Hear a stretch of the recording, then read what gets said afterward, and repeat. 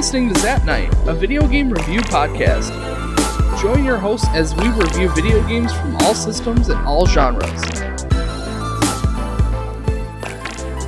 Hey guys, and welcome to another episode of Zap Night, episode 74 for Assassin's Creed Valhalla. I'm here with my good friend, my brother-in-law, Brandon. How you doing? Good. How are you doing today? I'm doing pretty good. Glad to have you back on the show. Good to be back. It's been a couple months. Yeah. What was the last one we did? Metroid Prime. And I think that was that last summer? Oh, yeah. It was last year. I can't remember when. It was before Final Fantasy VII was released. Because I'm pretty sure we played Metroid Prime and then Final Fantasy VII right afterwards. That was about a year then. Yeah, it's been about a year. Wow. Yeah, yep. So today we're talking about Assassin's Creed Valhalla. How many hours did you put into this game? I'd say probably close to 50. That's not terrible. That's typically what I put into an RPG. I put 130 hours into this game. Jeez. Far too much time in this game. And I'm still not done. Like, I still have quite a bit of stuff to do. Yeah. And we'll get to it. But, yeah, it's a long game. It really is a long game. And it's a bit of a grind, especially the way that you did it. I feel like the way that you played would have been a lot more grindy than the way that I played was, spread out and casual. And it actually wasn't that bad, but we'll probably have to talk about that when we actually get to, the whole gameplay section. Yeah, sure. Yeah, I agree. All right, so Assassin's Creed Valhalla was developed by Ubisoft. It was released on the PS4, the Xbox One, the Series X, and Steam, and Stadia. And then, a couple months later, it was released on the PS5. But all, I think it was, the next week it was released on the PS5. But it was in November of 2020. Yes. So this is a fairly new game for us. I also want to say now, before I forget, I haven't played any of the Assassin's Creed games. So, I have no backstory on any of these things. So, some of this stuff is new to me. So, forgive me if I seem ignorant on some of the back history of the Assassin's Creed storyline. It came in on, game 10 or whatever. Yeah, it is. no, I think it's 26. It's crazy. It's a crazy number of games. All right, so anyway, I'm going to go over the story. Again, like I always say, if you notice anything that I need to specify, let me know. But I'm going over just the main story plot. Not all the sub-stories, not all of the, super fine detail. I'm just kind of going over what you need to know to understand the game. There's spoilers in every podcast episode. So if you guys are listening to this and you haven't played the game and you're worried about spoilers, play the game, come back, hang out. Yes, because being relatively new, it's going to be March. Yeah, so, it's only a couple, it's 3 months from old. release, so... Mm-hmm. So, yeah, if you guys are wanting to play this game and you want to experience it blind, definitely do that, because there are spoilers, especially towards the end of the story when there's a big plot twist at the end. You're going to want to play it to experience that and enjoy it. So, but to each their own, if you want to be spoiled, by all means, I do not care. So... Before I go any further, I want to make this very clear. Eivor in my game is male. He was male in my game. I think his canon is female. It is. I think the game at the beginning gives you a couple choices. You can be male, or you could be female, or you could let the animus choose. Right. And I believe that they said the animus choosing is actually the canon one, because it changes the sex of your character at certain points in the story. Huh. And I don't know exactly where it is, because I played male because I didn't like the female's voice. I had the same problem, yeah. I started off with the animus choose, because I'm like, this is the way they want me to play the game, I'm going to try it. And then I heard her voice, I'm like, I'm not listening to this. So when I fired up the game, Lori played it first, and she had... picked the female, and I'm like, yeah, a freaking female Viking, that's badass, that's awesome, that's what I want. And when she started talking, I'm like, I don't know if I could do this. I'm like, I can't stand her voice, it's terrible. And so then when I played, I picked the male, and the male voice is so much better. Yeah. So yeah, our games, it's a male. I'm referring to Eivor as a male, so you're gonna have to deal with that. If you're offended, I'm so sorry, but this is how we played the game. So in any case, with that out of the way, you play as Eivor, who is a Norseman or a Dane from the year 873 AD. He is, you see him as just a young kid. When you first start up the game, you see him as a young kid in his clan, having a feast for his king. We're going to butcher these names, by the way. I'm going to do my best. Do my best, but we're going to butcher them. But Stabjorn is the king of his clan. Eivor witnesses an attack on his town, and the warlord who's running this attack is Kovito. The warlord Kovito. Again, you'd have to see the spelling to be able to pronounce it. Yeah, I can see the spelling. I can't even remember how to pronounce his name. K. I think the J is silent. Is it Kyoto or something? Kove? I don't know. Bad dude number one. Yeah, the big bad guy. But he's torturing the town. Eivor's father tries to sacrifice himself to make the attack cease and send the people away. And the warlord accepts, kills Eivor's father, and proceeds to attack the rest of the village and just completely massacre the entire town. Eivor witnesses his mother die as well. King Stabjorn's son rescues Eivor via horseback, and they exit the village as the village is being raided and massacred. On his way out of the village, Eivor falls off the horse and gets attacked by a wolf. He manages to survive this wolf attack, but is left with a major scar on his face, giving him the nickname a wolf-kissed. Eivor is then adopted by King Stabjorn, and Sigurd becomes then like his brother, and they grow up being like best friends, and they do their raids together. After the scenes of the wolf, you have this time gap where then you get this choice in between that transition where Eivor's a small child and then Eivor's an adult, and in between that transition you get that prompt of, do you want to take the male path, the female path, or let the animus choose? Eivor finds himself kind of captive by a group, but he manages to escape, and he finds his father's axe. And really, Eivor has been hunting down this guy who massacred his town and killed his parents, all these years ago. So his focus in life right now is to kill this guy. And having found his father's axe kind of triggers this event with Odin, and it's more of like a dream state that Eivor becomes in, where he sees Odin, they kind of talk about seeing the axe, and it makes Eivor consult the local seer for advice.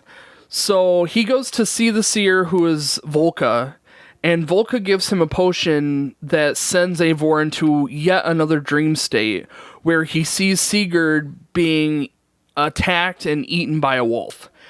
Volka claims that this is a prophecy that Eivor is going to end up betraying Sigurd, but Eivor just cannot believe that he would ever do such a thing. And in fact, you see it throughout the story that he legitimately forces himself to stay loyal to Sigurd throughout the very end. Like, he does everything he possibly can to stay as loyal as he can be, throughout the entire game. Sigurd ends up getting back to town. He was off doing raids. After a 2-year process, he makes his way back to town, and he's joined by 2 strangers, Basm and Hytham. Basm and Hytham gave Sigurd a hidden blade that Sigurd then passes on to Eivor as his brother and as a gift of his, adventures out abroad. It turns out, as you probably could guess, this hidden blade, Basm and Hytham are from the Assassin's Order, or the Hidden Ones, they call it in this game. Sigurd says that Basm and Hytham are there specifically to kill this warlord guy that Eivor's been hunting the whole time. But they agree to let Eivor do the final kill just because Eivor has had this struggle his whole life with, the death of his parents. So they, let's see.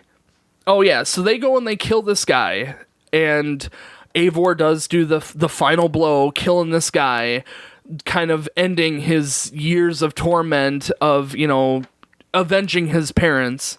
When they get back after the victory, King Harald, who is kind of the king over the majority of Norway at this time, announces that he wants to unite all of Norway, which basically means that King Styrbjorn, that Eivor's clan, King Styrbjorn would have to be... they would have to submit and be like, "Hey, fall in line with us." Yeah, it would dethrone King Styrbjorn to be more of a jarl or just like a lord noble kind of thing, like lord over this. And... Styrbjorn accepts this peace, but that angered Sigurd because Sigurd was next in line for the throne. So Sigurd and Eivor decide to just pack up and go to England to claim their own land and become kings of their own people. So they gather as many people as will follow them, and they head to England. When they make it to England, they find an old abandoned Viking camp that used to be Ragnar's group, Ragnarsson's old settlement that has been abandoned, and they decide to set up camp, and they call that camp Ravensthorpe, something like that.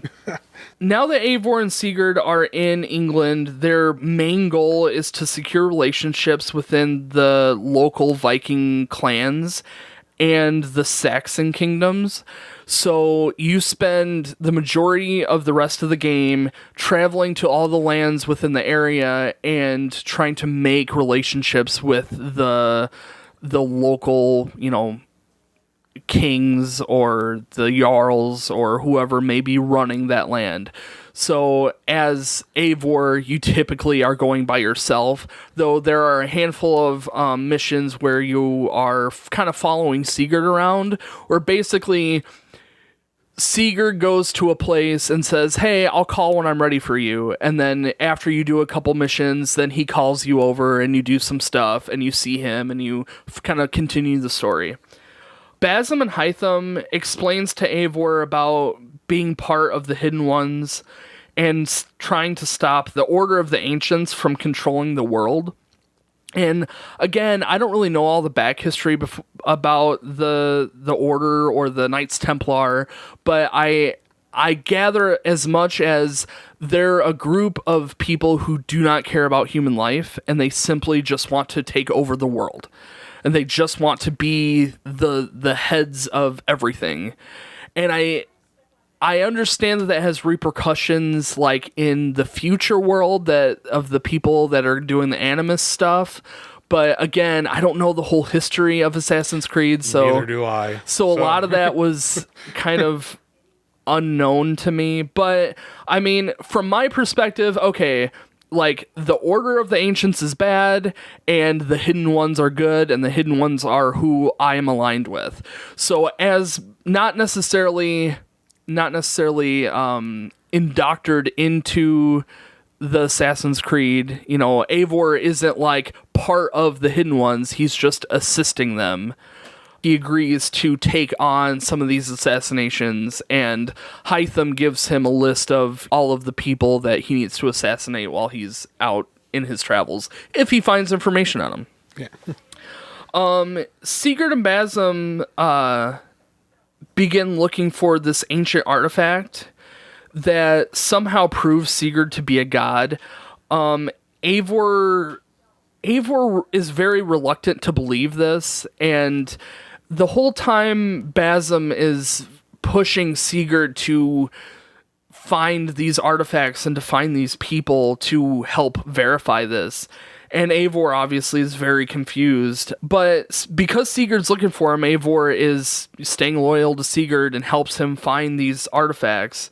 While they're looking for this item, they track down Folke, who is... She's like a paladin. Yeah, there you go, a paladin. So she's part of the church. and she is a collector of items and ancient relics. She says that she had this item that Sigurd is looking for, but when you make it to her hideout, you find that everything has been stolen. So Folke claims that the items have been stolen, but end up just leading Eivor and Sigurd into a trap, getting Sigurd captured by Folke and leaving Eivor to just hunt down Folke, trying to get Sigurd back. And you spend several chapters trying to find Sigurd. Where is he? Where has he been? You know, you're looking for Folke, trying to track down all of her like tracks and trails, hunting her down. When you finally find Folke, you kill her, and you rescue Sigurd, who has been badly tortured, missing an arm, and completely brainwashed into believing that he truly is a god. And you take Sigurd back to Ravensthorpe, where he just becomes more withdrawn and completely tries to convince Eivor that, you know, he's deserving of being better than human, and all he really wants to do is go back to Norway to go to Valhalla. Sigurd convinces Eivor to go back to Norway. Sigurd guides Eivor through this crazy blizzard to the entrance of a cave where you find this like advanced ancient technology. And when you step into the center of this machine, it captures you and transfers your consciousness to like a simulation. And you kind of understand this as a modern day person, but like from their perspective, they have no idea what's going on and what's happening to them. You find yourself as Eivor still in Valhalla, where you endure days and days of endless battles, and you wake up, you go off, everyone cheers that you're there, and then you go off to battle, and you fight and you fight and you fight until the day is done, and then you wake up and you do it all again. And Eivor starts to get a sense that something is wrong. He starts to see his dad, who in Eivor's mind, his father should not be in Valhalla because he didn't die an honorable death. So in their tradition, if you don't die in battle, you don't belong in Valhalla. So this kind of tips Eivor off to thinking that maybe something is wrong, that this isn't really a true Valhalla. So he convinces Sigurd to leave the Valhalla area. Sigurd eventually does give in and wants to go back. And as he's going back, Eivor has another vision of Odin, where Odin is not wanting Eivor to leave. And Odin fights back, and literally you have to fight Odin to be able to leave. And I didn't get this. When I played, I kind of, towards the end, I started to catch on, but you can't really do anything to Odin. He doesn't have a health bar at all, but like, you can't really attack him a whole lot. You can kind of hit him a couple times, but and as you get too far away or too close to this like exit light, he pulls you back in. And you realize that he's pulling you in by your axe, and you have to like de-equip your axe in order to actually leave, and then you're fine. But I thought that was interesting. Yeah. And like I started to get the hint, and just as I started to, once I started to put the two and two together, the game's like, you should put your axe away. Yeah, I'm like, oh, okay. I got that too. Like, oh, okay.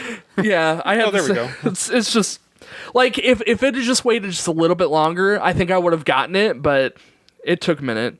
So anyway, when you finally do exit this machine, Basm shows up and confronts Sigurd and Eivor, basically telling Sigurd that all three of them are reincarnations of the gods. That Eivor represents Odin, Sigurd represents Tyr, and Basm is Loki. Basm is very angry that Eivor has killed his son. And we'll go into the mythology, and I'll talk about that when we're done. But in any case, his son is supposed to be Fenrir, and in the mythology, Odin had killed Fenrir. So Basm, as Loki, is angry at Eivor as Odin and just wants revenge for his son. and attacks Eivor. You eventually push Basem back and into the machine. Sigurd activates the machine and sends Basem into the simulation. And you're able to freely go back to Ravensthorpe, where Sigurd relinquishes his reign over Ravensthorpe and gives the leadership role to Eivor, crowning him, I don't know, the Jarl or the king of Ravensthorpe. The clan welcomes Eivor back with open arms, and, you know, you're kind of left with this ending, kind of. But that's like, that's the main story, but there's a lot more going on. How much, Brandon, did you go farther after that? I did, yeah. Okay. With like, I did the like stuff outside of the Animus. Is that what you're talking about, or are you talking about the quest after the end? Well, because I would say that the ending goes like, so after this, they go back, they do that stuff. There's a couple other quests that you can do about like, kind of like pacifying England. Mm-hmm. At the end, we got to do a couple more things and go up against like the main king of England, all that stuff. Yep. And you do that. And afterwards, but the king escapes. He escapes. You don't actually kill the king of England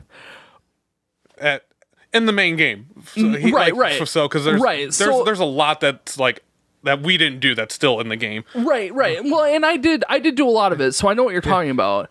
But yeah, so like you go and confront the king of England. What was his name? I don't know if I wrote it down. It's not Harold. No, I thought it started with an E. I thought it started with an A. Alfred. I think so. Something like that. Yeah. Anyway, you're kind of tormented by King Alfred throughout the whole game, if that is his name. Sorry if I'm wrong, but that sounds right. Yeah. And you're kind of tormented from him throughout the game, and you gather all of your people together that you've made relationships with up to this point, and you fight him, or you try to fight his army, and he flees, leaving you with killing his side henchman. I don't remember his name either, but it didn't matter. And a couple people die in the battle, and it kind of ends there again.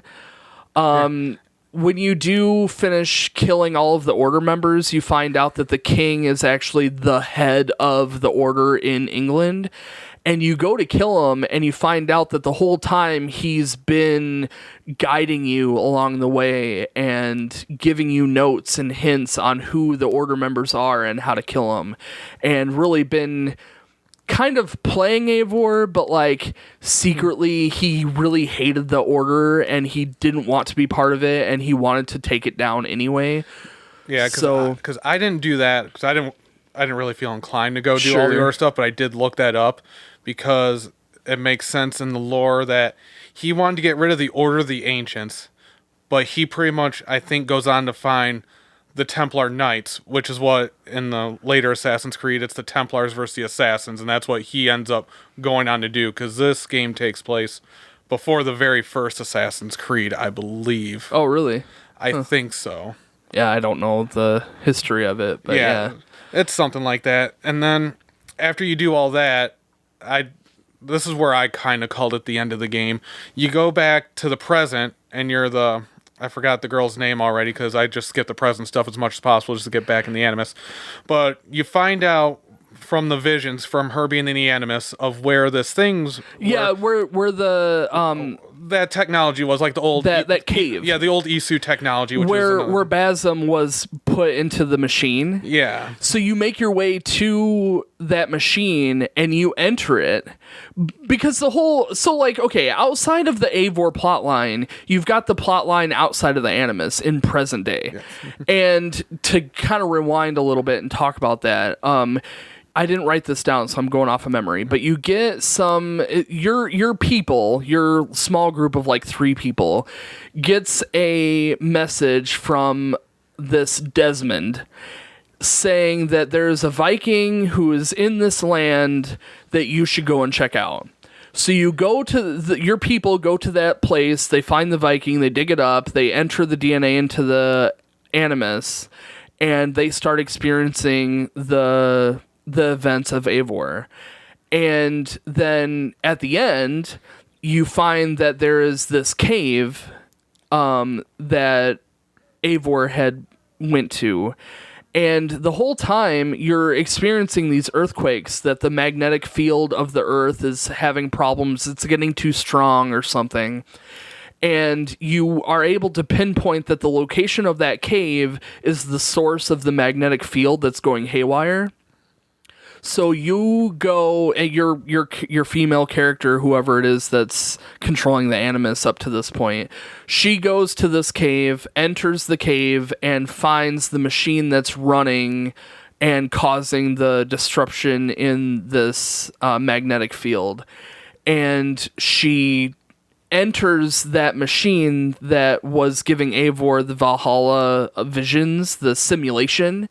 And when she does that, she I don't remember, does she encounter Basm? Yes, because he's still in there. Right, he's still trapped in there. And they talk, and she figures out that it was like him kind of like sending messages like throughout and everything. Right, he was Desmond, wasn't he? No, it wasn't. It was the tree guy who was Desmond. Yeah, that's Desmond. Yeah, okay. And then pretty much, like, long story short, like, she stays in there with I forgot the guys, what they ended up calling him, because they give him some The name. Reader or something like that? Which is basically Desmond. She ends up staying with him to try to find ways to stop this apocalyptic type thing from happening. She slowed down the machine, but that wasn't the, like, ultimate goal. Like, she wanted to slow down the machine, but she ultimately wants to save the planet.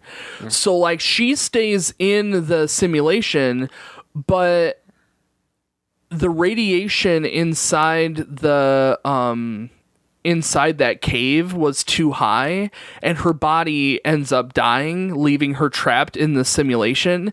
But Basm boots himself out of the simulation and uses this, like, staff from, I don't know where this... That's from the earlier games. That's from... No idea. Yeah.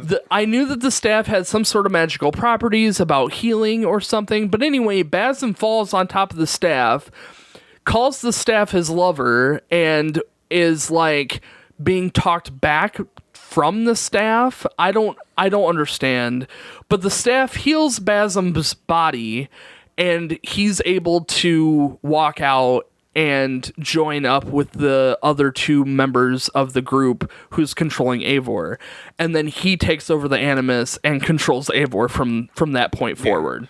For finishing the stuff that you can outside the main, quote unquote, main story. Yeah, right. So, and what's cool is if you do, like, you know, the corrupted zones, the Animus, like, disrupted. Oh yeah, the anomalies. Yeah. If you go there as Basm, he comments like, "Oh, here's the traps here's the anomalies that I placed," and he comments on, you know, how have these puzzles held up? And then you go through and he's like, "Oh, and here's the ancient memory snip that I've found," or whatever. Did you do all of those? I did a lot of them. Because I know I did, like, one of them. I only actually found one running through the game myself, like, just randomly, like, oh, I did. And I was like, oh, jumping timed puzzles. I don't really want to do this. So really? I did the one. They were awesome. I didn't really care for it. We'll get to it in gameplay, but I loved those. But there is a special scene that once you beat all of them, that kind of, like, clarifies some things from the ending, too. Okay. So afterwards, there's more a snippet of the story. Since we're talking about the ending of the game, so this is already a heavy spoiler thing. At the ending of the game, you see this vision, or Eivor sees this vision about, like, all the gods and everything, and they're getting ready for Ragnarok because it's finally coming on them in the dream world and everything. And they're talking about preserving their bodies because one of his side quests was getting this mead drink so they could put, like, their essence, so to speak, into the life tree and preserve it. And they get ready to drink and go out and fight their battles and everything, like, yay, Ragnarok's coming, kind of thing. If you do all the Animus anomalies, you see that scene again, but it's the futuristic technology, because, like, they find out that all those people are actually the Isu who have the ancient technology, and they're doing it in a simulation.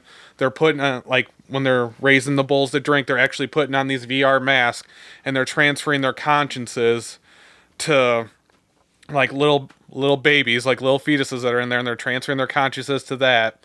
and you find out, they say Loki wasn't supposed to be one of these, and you see Loki actually kill someone and put on the mask and everything and transfer his conscience. So it's like, oh, so everything that they were saying was like, it's all simulation. They're not gods. They're part of the ancient technology. Yeah. And they're transferring their consciences. It's just, and they've created this digital world to kind of like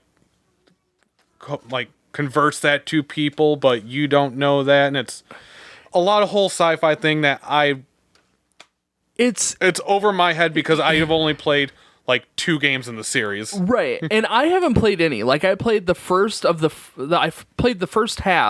of the first Assassin's Creed game, and none of this, like, I understood that there was some advanced technology stuff going on, but that was, in my opinion, like, futuristic, modern era, where, like, this stuff is, like, ancient civilization, advanced technology. And I entered that cave, and I'm like, well, this took a sci-fi turn. Like, I had no idea what was going on. And then we entered the simulation, and I'm just like, what? And then Basm starts rambling on about being Loki, and I'm like, what? So I was very confused. But I mean, I was able to put the pieces together, like the side quests where you go to Asgard, and you're doing the, like, the Fenrir and the Master Builder. All that stuff is actually folklore from the Viking people. Like, these are actual stories that they've reimagined, which is amazing, by the way. But I mean, you have the story of the Master Builder who is setting up this big shield to help protect the city, but ends up being a troll and is really just wanting to he's from Jotnar and everything, and like he was wanting to lock Eivor or Odin into the circle so he could kill him or whatever the case was. But then the whole, like, point of that story was Fenrir being released, and Fenrir making his way to... Fenrir is this wolf, and in ancient mythology, in the Viking mythology, Fenrir kills Odin, who Odin is the god, the father of all the gods or whatever. King, not the father, to specify. He's the king. But anyway, Fenrir kills Odin in the mythology during Ragnarok.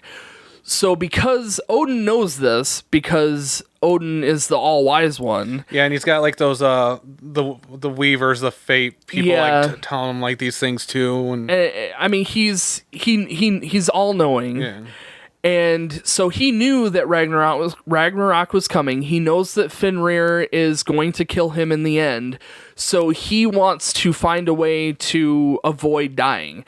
The obvious answer would be just kill Fenrir. Well, it turns out that Fenrir is Loki's son, and Loki is just one of the gods with there's a name for him. But Odin had made some sort of pact with Loki not to kill any of his blood. So Odin, trying to preserve that pact, wants to find another way to preserve his life after Ragnarok. So then you go on to another quest line outside of Asgard, where you go to Jotunheim, and you find a witch in Jotunheim who explains that there is a mead that you can collect that will allow you to transfer your consciousness from the Asgard realm to Midgard, which is Earth, the Earth plane where humans exist. And again, part of this is in the actual mythology. Some of it's not. Some of it's, they're taking their liberties for the story and everything. Right, exactly. They're trying to manipulate the stories to fit their story, arc. But it was fun to see, things like when you do fight, you have to fight Fenrir to chain him down. Like, that's one of the goals. And that does happen in the mythology, the actual mythology, where Odin gets a dwarf to make an unbreakable chain to chain Fenrir down so that he's at least confined until Ragnarok. And in the process of doing this, Tyr, who is trying to befriend Fenrir, loses his arm to Fenrir out of trust, because Tyr trusts Odin, and Odin says, you'll be fine. I'm not going to do anything to you. It's not going to hurt. And Odin starts to bind up Fenrir, and Fenrir's like, this hurts, and then bites off Tyr's arm. So with that playing off of the fact that Sigurd loses his arm, and Sigurd continues to lose his arm every day of the Valhalla loop. Yeah. I thought that was entertaining. That's when you kind of start piecing it together a little bit, like, because you knew, like, Ivor and Odin, like, you know, they had him look the same and everything. He was living out. You're like, okay, there's something there. And then it's like, yeah, I started putting it together near the end, too. It's like, obviously, when Bassam starts doing stuff, you're like, oh, yeah, you're getting that. Well, it's funny that I never put those two together before then, because Loki and Bassam has the same voice actor. Yeah. And like they sound exactly the same. So you would think that, but because Loki looks so different in the Asgard like story, yeah, you would think that, you know, it doesn't click until the very end. And you're like, oh, I understand where they were going with this. And I think Freya was representative of the seer lady. I think that's who she was. Yeah, I didn't get that. Like, I didn't get it later. I looked it up. I was like, okay, I'm kind of... I understood that Freya had some sort of point to her, but like... Hey, it didn't make any sense. I didn't see it as direct weird. as like the other ones. When you're saying like that makes sense, like right. I get it. I'm like how they're trying to tie together some people, but it's just like, oh, she's this person. Like, oh, yeah, okay, it was interesting, and I think it kind of seemed like that wasn't Thor there too, and I think Thor was supposed to represent somebody also, and I couldn't figure that one out either, because it seemed like that in the Valhalla loop, Eivor finds his father, and when he finds his father, he like actually is Thor, but like only for a second or something. It was weird. Like I didn't understand what I could be mistaken, but that's what I thought they were trying to tell me, but I don't know. Yeah. So once again, we apologize for the story stuff. Yeah, I mean it's kind of left, like the stuff that I went over, the stuff that I wrote down, you know, that all is pretty straightforward. You're in the Animus as Eivor, and you're doing this stuff with Sigurd, and Sigurd goes crazy. You go to the Animus, or this specialty device, and you kill Bassam, and then you go home. Yeah. Like, from Eivor's point of view, you're done. You know, you went home, you made your, you know, Bassam freaked out and betrayed you, and it's over. I think they're trying to tie together multiple storylines going on within the Assassin's Creed lore. Yeah, because with Origins, Odyssey, and this one, that forms a trilogy. Mm-hmm. Those three. So, and I think the girl that is controlling the Animus from the beginning is the same girl that is controlling the Animus in those three games as well. That's why a lot of that stuff carries over. Like, you know, she, like, that scepter staff, they got that in Odyssey, and she was the one who started off in Origins too, like, going. So it has its own story based over that, with also the self-contained of, like, the Eivor story is just like, this is what it is. The main game, like Odyssey, has its own, like, bubble of a story. Like, this Valhalla has its own bubble of a story with Eivor. Yeah. So it is possible to play this game and enjoy it just for the main story. It may leave you with a lot of questions, but if you're going to want that, you're going to have to, like, look it up. Yeah, and that's where I was at. So I played this game completely blind to the other games, and at the very end, it's funny because before I beat the game, I was telling somebody in the stream, I said, this game is very much based in some kind of reality. Like, they take notes from the Viking era, the written, you know, legacies that have been left behind, and they've molded it into something that is entertaining and interactive for us. And I'm like, it's very based on reality. Like, the person that I was talking to was specifically commenting on the witches that you fight, and they're like, "Whoa, there's magic in this game," and I'm like, "Yeah, but only kind of, because before you fight the witches, you are inhaling this like toxic fumes, and you could just be hallucinating these things, and they're manipulating that like."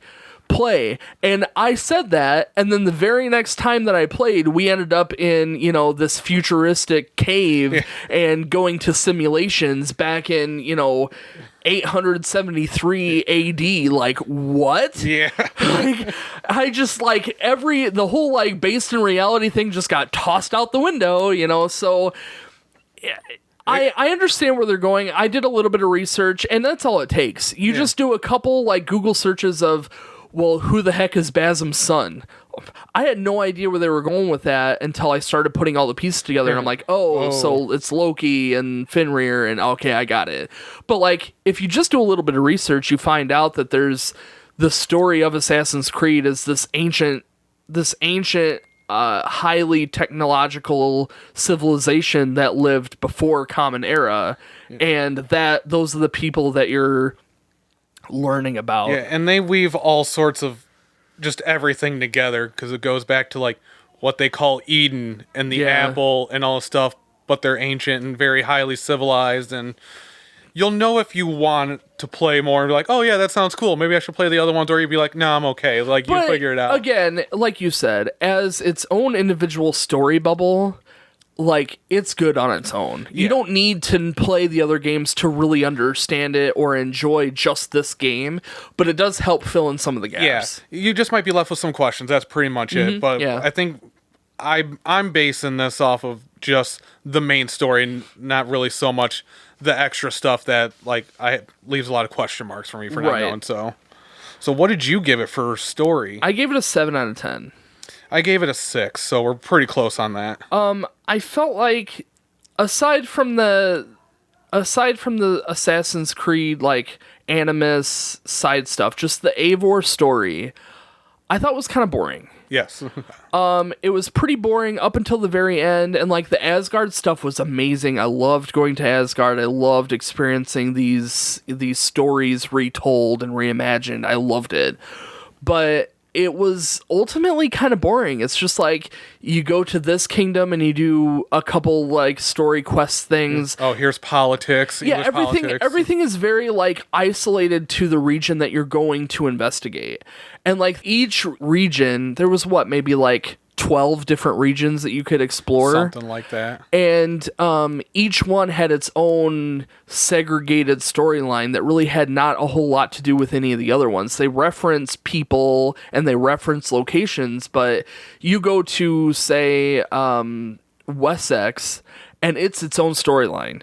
You go to Jorvik, and it's its own storyline. So, like, you know, everything is siloed in their own story sections, but as an overall story arc, that makes it kind of boring because they don't all go together necessarily. And I understand from a development point of view, they wanted you to play these in any order that you wanted to, and so you can't have that concept if, you know, the storylines tie together.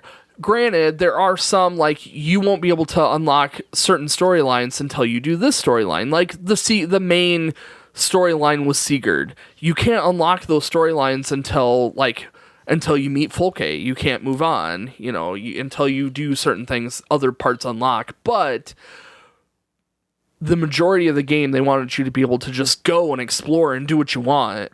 And what storyline you find along the way is what you get. And I liked that concept, but it was boring as an overall. Yeah, I felt it did take too long before it actually like started picking up steam a little bit. It's like the first like 10 to 15 hours, like it's just a slow drip of like, you know, you do the Norway stuff and then you go to England and they're slowly rolling out stuff, which, you know, I understand you want to slowly roll out stuff, make it easier for the player. You know, you don't want to overload them. But it just wasn't, like, interesting for, like, a good while for me. The other thing that I noted is probably outside of Eivor, which I liked Eivor, you know, depending on how you play him, because everyone can have a different experience for things. But I thought he was generally, you know, a likable character. But all the other characters, it's like I didn't really like care for. It's like there was nothing wrong with them, but there wasn't anything like I felt that was like super great or anything to write home about. They're just kind of there. They're just plot devices, and it was just like there were a few. I really liked the blacksmith. no. Did you do his side quest where you go to Glower, Cheshire? Yeah, and you do all the Halloween stuff, and you get yeah. Did you get him married at the end? Yeah, I did. Yeah, and I loved that story arc. That was great. I loved his wife. I can't remember her name, but she had that really crazy accent. yeah, and you couldn't understand anything she said. And every time she talks, they pan over to Eivor, and he just has this question mark look on his face. It's so funny every single time. But what's funny is if you try hard enough, you can kind of understand what she's saying. So it's like, I think it really is like an old dialect that they probably had one voice actor that had an awesome dialect for this, and they just used her because she could do it. But, I don't think that it was a common dialect back then. So that's probably why they used it in that way. And they made it kind of funny, Yeah. But really, that whole story arc, like everything about, I liked the blacksmith as a character. I thought he was fun. His wife was entertaining, and, that like goofy sense of humor thing. Plus, you go to Glower, Cheshire, and you have the whole like the folk tales and the traditions of Samhain and Halloween, and a lot of those come from those ancient traditions. Yeah. So it's really neat to see that weaved into the storyline of the old English, traditions that have been passed on and morphed over the years and have been brought over. It's cool. It's cool to see. But it wasn't bad. No, it wasn't. And that's like the thing is like, I think we'll figure this out as we go along. Like, it wasn't bad. It's just, I thought it could have been better. And I feel bad for this game because it comes on the heels of me I played a lot of Assassin's Creed Odyssey last year, and I really enjoyed Odyssey. So it kind of got me pumped for the new one coming out. And when you play something that's in the shadow of something you really enjoyed, it's kind of like you hold it up to like a little bit of a higher standard, and sometimes it falls short. And yeah, it wasn't quite what you were expecting it to be. Yeah, I get that. I kind of felt like a bit of it was repetitive, and I'm going to bring that up a few times because the game as a whole, its whole plot point was very repetitive. Like, go here, do a raid, you kill the guy, you move on. Go here, do some fetch quests, you kill a guy, you do a raid, you move on. And it's like the same thing, just with a different, like, story, like, plugged in, And even some of their twists are, like, predictable because you knew that they were trying to do something different. Like, they'll, like, start out because when they take, like, a look at, like, the history, a lot of like the Danes versus Christians in England and everything like that. And they're like, okay, well then these are the bad guys. And then all of a sudden it's like, oh, well then you meet like someone else on the other side. Now they're the bad guy and everything like that. But you kind of see that coming. So they're like, oh, we're going to throw them for a loop and we're going to make this person who you think's the good guy, they're actually the bad guy. And then the good guy that you thought was bad, they're good and everything like that. And it's just like, you started seeing that stuff coming too. It's like, oh, okay, they're just going to do this again. They're setting us up for a twist, and I've already seen it coming, so then it's, yeah. Yeah, I don't know. I mean, the story wasn't terrible. Again, I mean, I gave it a 6, or I gave it a 7, you gave it a 6. It's not terrible, but it's not its highlight feature. Yeah, it wouldn't make me want to go back to be like, oh, I want to play that story again. Well, there are a few storylines that you have options to kind of manipulate how the story plays out, but if you play with those tags a little bit, you kind of start to realize that they were going to play out that way anyway. There were a couple things like I accidentally killed a guy who ended up being innocent, but the question then is, if I killed the wrong guy during this point, would the roles would have just been reversed and the story would have been the same anyway? I did look some stuff up, like for some of those, like where you're playing like detective quest and everything, because I knew that I saw about this, that the decisions you make would actually depend on if some people would come and join your clan back in Ravensthorpe and everything like that. And like the first one where you help out, what's her name? Soma, I think her name is. Yep. And you need to find her traitor and everything like that. And if you pick the wrong one, the girl that she has, she'll either like come near the clan or she won't come near clan. So it's nothing that it's like major, but I kind of already knew at a point when I was playing this, I was like, I don't think I'm going to go back and replay this game.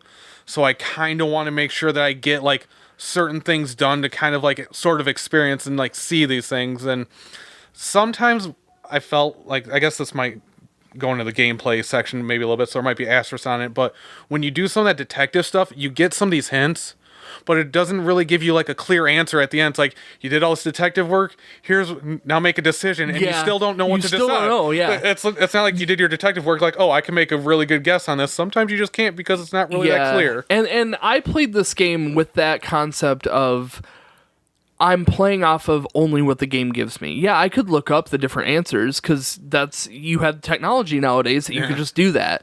But I wanted to play it for how the game presented it. And the one with Soma, I felt like that one was straightforward. I was able to figure that one out without too much of a problem. But there were a few other ones down the line where you had to find a trader who reported a couple getting married that was like Saxon and Dane who were having relations or something, and they reported it to somebody, and you had to like hunt you had to figure out by the clues of who it was, and your clues were very limited. Like all you could do was talk to the guy or talk to the girl. And then, like, you had to judge off of those few, like, conversations. And it was like, I don't know. I just pick one, and we'll see where it takes me. And, you know, there were a few times that I could tell that they made it clear that I got it wrong. There was another one that was like, I had to choose, it was between, like, 3 people who the bad guy was. And if I'd have thought, because I knew what the bad guy was in the order, so like if I'd have known that, I could have just looked at my order log and seen the like profile, and I would have known who to pick from that. But I didn't think about it, and I picked the wrong guy. And then, you know, I was gonna kill one of my friends because I thought he genuinely had done it, when I could have just looked at the order log and been like, oh, it's this big guy, you know. I don't know, silly things like that. But I mean, at least they didn't tie that into something that like had any major repercussions. Yeah, exactly. I mean, it wasn't like game breaking if you picked the wrong person. It would change the plot of that one siloed story a little bit. Because I think the only one that actually like kind of mattered was the one like kind of near the end of the game where you meet up with like your old buddy that you used to be like kids with and playing around and everything, and you can be like, oh well, your dad died, you should stay here and become the king, or or, you know, no, let the other guy become the king. You can come back to me, because then he shows up at like the last battle in England and everything like that. Yeah. Well, I think he was there. I don't know. It depends on who you pick, I guess. Because I picked the son to be the leader of that clan. Oh, did you? Yeah. Yeah, because I told him to come with me and hang out and like let the old guy who was like the king's like a thing, was like, you know, he's more political. Like, you obviously don't want this. You know, just come hang out with me. And then when you do like the last quest where you go to like fight King Alfred and stuff like that, and you have all your buddies come there, he's there with you fighting. Oh, so, really? Well, he comes back to live with you and everything, and then he goes out to fight with you. So does he raid with you then? Can you have him join your raiding party? He might have. I didn't really do many raids at the end. Oh. I still had a raid party, like, empty slot. Like, there was somebody missing, and I was wondering who that was. But yeah, I picked that son to be the leader of the clan, because, like, so what? He needs to suck it up and be, you know, he needs to be the leader. Like, he was born to be the leader. He's just take it on and suck it up. But yeah, I was curious how that would change up in the story. Speaking of story stuff, did you romance anyone? I did, yeah, Ranvi. When did you do that? Did you wait till the end, or did you do it when she first? I did it like right away. Or did you? While Sigurd was out raiding or whatever, he was doing his own thing, and Ranvi invited me off on this like adventure. On the date and everything, where you go to the waterfall and all that stuff. Yep, the tower. Yeah, I rejected her there. Oh, really? Yeah, because I'm sitting there, I'm like, well, who all can you romance in this one? Because I'm like, it's a lot of dudes. There's a lot of dudes. I'm like sitting there like, I don't even know who I can romance. Like, I'm not ready to make this decision. I looked up and it's like, well, if you romance her now, and I don't think I was going to do it anyways, because it was kind of like in the mindset of like, I'm Eivor, that's my brother's wife. I had the same thought, But I had this thought of, because I think Sigurd was being crazy at the time. Yeah. And I'm like, she needs somebody. Yeah. I'm like, that somebody might as well be me. And I'm curious as to how it affected the story, because I know if you do it beforehand, it changes something to where if you wait until they break up and at the end, because I romanced like the hunter girl who like does all. Yeah. I wondered if you could. I romanced her for a little bit, and then once we got to the end, let the whole story play out. Sigurd and Randvi, they're broken up now, so everything's all good. And it's all like, okay, I'm gonna go break up with her, hook up with Randvi, because I want to see like kind of like what this is about, like, because I'm not gonna go back through and play it again. Let's see what this relationship does and everything like that. And it was all like, oh, Sigurd approves. I think he always knew that you liked me and everything like that. And it was just kind of weird. It like didn't go anywhere. Like for me, I had the date with Randvi. And that was great. Like, I really enjoyed that whole, like, little getaway idea. And then, like, we ended up hooking up that night. And then we went back and we were just a couple after that. Yeah. And then Sigurd gets back. And there's a few lines of dialogue where he's like... He tells Randvi, like, you don't think that he knows about us, do you? And she goes, oh, no, he doesn't. But, we should stay away from each other for a while. And then if you try and kiss her or anything after that, she's like, Eivor, not right now. Not right now. Sigurd's around. Like, we need to just stay away. But after all the events with Sigurd happens and you get back, you find out that they're getting a divorce. And they make it very, very clear to you that Randvi and Sigurd are no longer a couple and that you're okay to like be together. But like they don't go anywhere with it. Like I don't know if there's more story besides that. I did during the wedding scene with the blacksmith. Yeah. There was a very small clip of her like saying now that Sigurd and I are officially broken up, we can kind of be a little more together, and I've always wanted to be with you anyway, and that sort of concept. But I think the wedding was when I did end up hooking up with her, because like pretty much everything was done and this was just like extra stuff. Right, and it was just like I already broke up with the one girl, so it was like it felt more natural that way instead of like doing it like at that point in time, because it was just like I felt a little weird, like, all of a sudden, my brother's wife's coming on me in the game. It was like, I felt that way, too, and I kind of wanted to see what would happen if Sigurd found out. So I wanted to see how that would have affected the story, but, like, it didn't at all. Well, I know there's a couple things, too, at the end that affect whether Sigurd actually comes back to England with you or not.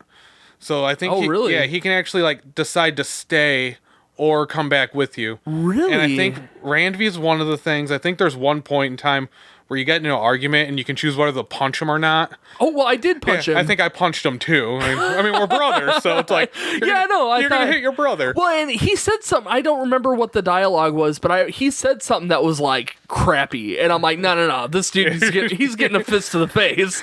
Yeah, I think there's like a checklist of like 5 things, and if you do like 3 out of the 5 or something like that, like he decides not to go back with you, and he just ends up staying. Interesting. So he just like stays with his dad in yeah, I guess in Norway. He came back with me, so he's yeah, like, he came back with me too. He's like, yeah, no. He was like, here, we broke up. We weren't right for each other. Have at it. Well, yeah, it seems like an awkward situation, right? Yeah. So, like, he comes back with you, and, like, you're dating his wife. You're also the leader of the clan now. And what?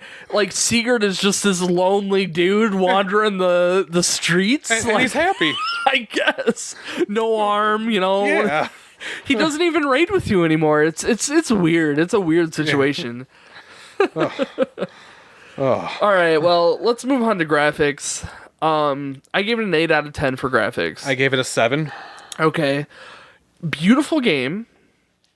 A lot of graphical bugs that drove me crazy. Yes. That was probably the biggest problem, honestly. The biggest reason, because otherwise I think I would have given it more of a 9 or so. But, like, I didn't have any problems outside of, well, maybe one small like little thing. Some of the characters were like too similar. Like none of them really stood out aside from your main cast. Yeah. Like everybody was just like all of the enemies were just like generic soldiers. But I mean, to that degree, like, it kind of makes sense because they're all wearing the same uniform. But yeah, and if you're going to be like fighting hundreds and hundreds of these guys, it's like, I don't think we need them to look too much different. Right, yeah, you know? yeah, it was petty. But yeah, otherwise the graphical bugs were problematic. Yeah. And I think that's just come to be expected with the Ubisoft games. Just like, you just know there's gonna be those graphical hiccups and just hiccups in general. I know, like, I played about 30 some hours. I played on PC, by the way, and you played on PlayStation. Yeah, I did. So I played 30 some hours before my game crashed on me for the first time, and then it started crashing on me a couple times, like up until the end. And I went so long without it. And there was actually one bug. I wish I had this recorded because it was funny. Because I was doing a quest and I was following someone on horse ride. We're going down the trail, and it's a serious conversation.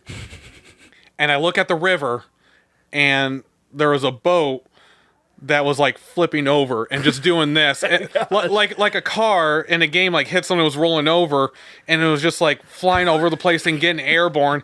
And I had the camera on, and they're having this whole thing, and there's this boat just tumbling down the river, and I'm sitting there like laughing because like I actually paused it and I called Michaela in there, like I'm like, look at this, and it had me cracking up. It was just...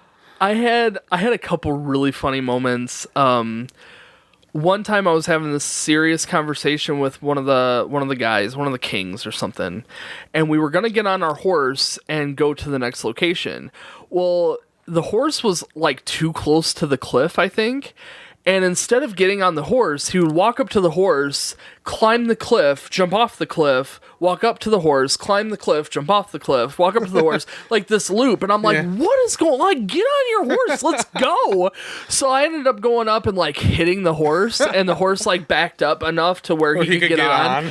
There was another time where the horse was stuck altogether. Like, the guy who we were supposed to go on horseback to a similar situation. We were supposed to go on horseback to a location, open field. The horse is sitting there. The dude is on the horse, and the guy on the horse is like, "We should probably go, Eivor. Let's go, Eivor. What are you waiting for?" And I'm like, "No, I'm waiting for you. Like, I'm down the road. You follow me." He wouldn't move. Yeah, he just wouldn't. I had to reload my game for it to start all over again for him to freaking move. Yeah.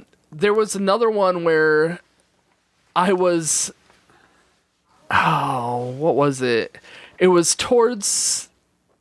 I think it was the plot point where you're doing the king and his son and deciding who to pick to be the next leader. Yeah. There's a girl that shows up from your town to help prepare the ceremony for you're bringing king. The gift and everything. Yeah, like that, right? Yeah, that girl.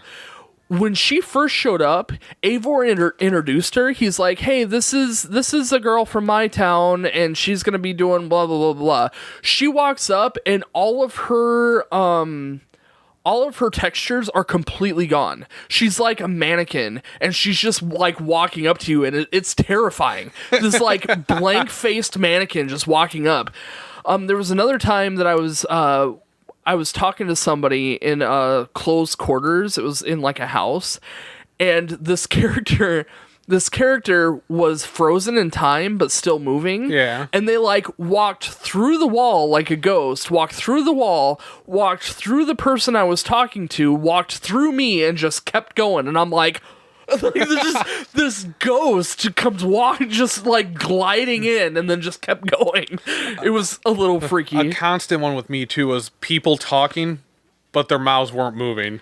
I had that problem a lot, and that really ticked me off because the game was programmed for the mouths to move, and it worked most of the time, but when it didn't, it was like really annoying. Yeah, I think most of the times happened with me was when I would hit the button, like if I was reading something, I'd hit the button to skip, and then all of a sudden be like, "Oh, you moved too fast, so now we can't move mouse." When I first started up the game, again, I played on the PS4 version. I had it crash a couple times like you did, where it literally like crashed my PS4 and I had to reboot it. There was a few times where the what were you just talking about that triggered this? I can't remember. I was like pressing the button in advance, like talking. Oh, right. So like there was, they would talk, but like their audio would get cut off, and then Eivor would say something in response to the person, and in the middle of Eivor saying it, the audio would pick back up and finish what they were saying. So it was like this weird like conversation problem. Yeah. That was really annoying. I had a few times where the arrow was like stuck to Eivor's hand, and he would be doing like a serious thing, and he's like waving his arms around all ceremoniously, and hear this like huge arrow stuck to his hand. There was also there was a few times recently. I've updated my game just a couple days ago, and I think it might have fixed this problem. But Eivor would get knocked to the ground and not be able to get back up. Oh, really? So like all you could do is stand there and take a beating until the game reloads. That was very annoying, very very very annoying. But that said, there were only those couple where the game would completely crash, which I've never seen a game crash a system before, so that was new to me. Yeah. But I've aside from that, the game crashing, and that was few and far between. I think the whole 130 hours I played, it happened maybe 3 times, maybe. And Eivor getting knocked to the ground, that one was damaging, like I couldn't progress. But otherwise, most of them were pretty harmless. They were just annoying. Yeah. So, like, from that aspect, it was okay. Like, the game's playable. By no means was the game, like, rendered useless. Yeah. It was funky sometimes. Yeah, and it was just kind of telling that my game actually crashed on me, like, at the very end of the game, too. Like, after I was doing stuff, like, watching, like, the ending cutscenes that I was, like, watching. Yeah. And it crashed. I was like, that's just kind of like the fitting end for like the game was like sitting there's like, and it crashed. Yeah. Like most of the times, like when it crashed, because it only happened to me like probably less than 5 times, so only a handful of times, it would just give me a blue screen and it would just automatically reboot my computer. It was just doing too much, so it would be like, oh, game crash, system crash, it just reboots your computer. Yeah. One time it actually locked up my whole system. Like I couldn't do anything, like couldn't like Control-Alt-Delete, couldn't get to anything. There was just nothing responded, and I just had to do a hard shutdown and everything like that's that. Tough. And I was just like, ugh. And then, but outside of that, I thought it was an okay looking game. I thought there was like areas that did look really good, but I think most of the part of England, I guess, just doesn't really do it for me for like the setting and everything like that. But like the Norway stuff, like with all the mountains and like when you're on like the long ship in the water and stuff like that, stuff looked really good. I enjoyed that. Yeah, I really liked going down the rivers in general, like Norway or England. The rivers looked awesome. Did you go to North America? Yes. That was pretty cool. You could tell it was very different. It was a completely different landscape, very hilly, very rocky, very North America. Yeah. That was fun. Very woodsy, and the animals were tough too. Yeah.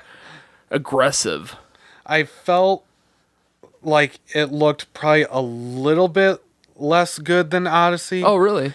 A little bit, but I don't know. That could also be partiality, like showing through, because this game was also, I don't want to say like darker, but like the color palettes are like totally different from like ancient Greece, where it's like a lot of sunny, bright, lots of like blue, like clear water and everything, and it's just a beautiful looking game. And then this is like, you got a lot more muted colors, especially like... It's a cold atmosphere. It's, you're dealing with some dark... I don't know how Odyssey is, but like there's some darker themes. There's the troll cursed areas, and they're like dark and grungy, and I get that. And even like in the, like supposedly like in the center of England, it's a lot of just... like kind of like fall colors. Like there's some oranges and stuff like that, but it's a lot of like greens and browns and stuff like that. And just you also have what I thought was neat about the game is that each area had its own like season to it. Yeah. Like the further south you were, the more like summer it seemed, and the more like summertime the game made it seem. Like even the quest lines and stuff seem more summer themed.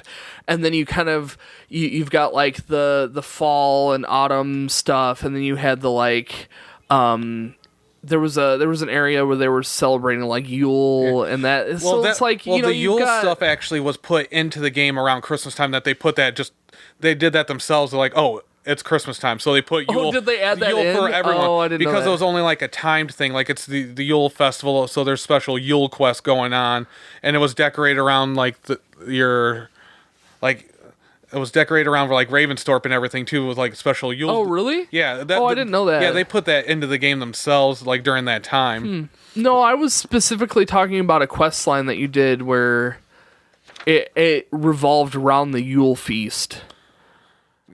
So I don't know. I didn't see that. Oh wait, no, I know what you're talking about. Okay. It was one of the big cities. Yeah, that was the one near the end. It was getting to be, yeah, because you had to go to like the festival, the Yule festival, to like do something for the quest line. Okay. Yeah. Because there was also that story, like just side quest stuff, where it's like, hey, it's Yule time, so like in Ravensthorpe, you had like Yule festivals that you could do. There was like a drinking contest, a fighting contest. I had wreaths all over like my Ravensthorpe thing. Really? Mm-hmm. I didn't notice that. I mean, I was playing the same time. I mean, we've been playing this game since December. Yeah. So I mean, I should have seen it. And were you online the whole time? No, that's why. And you know why I was offline? Because when you boot up the game, it forces you to log into Ubisoft. And I said, no, I didn't want to. So I unplugged the Ethernet cable. Yeah. I said, I'm not going online then. Like, if you're going to force me to sign in, I just won't, I won't be online. So when I had to update the game, I had to plug in the cord to make sure I got the new update. But yeah. So that's probably why then. That's They had special like holiday stuff going on for us. That makes sense. Yeah, that makes sense. That would be why. But yeah, no, the game, I thought the game looked really good. There was a bunch of graphical issues that could have been worked out. Yeah. Not a bad looking game. Asgard. I wanted to talk about Asgard because it was the best looking area of all of them. Like, you land in Asgard and it's like amazing. Like, you're at the top of this crazy tall tower and like you can see over everything. You got Yggdrasil in the background, and you got the Rainbow Bridge that you go on and everything. It's amazing. Those were probably the best looking games, the Dream Worlds. Yeah, because Jotunheim even still itself was like, it was not as good.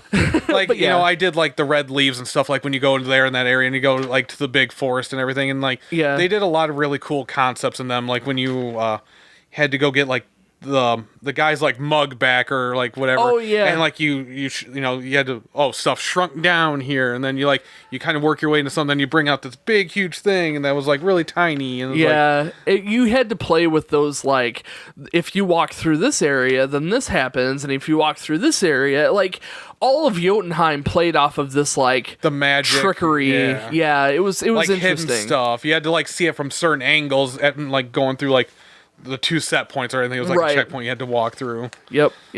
That did make things very interesting.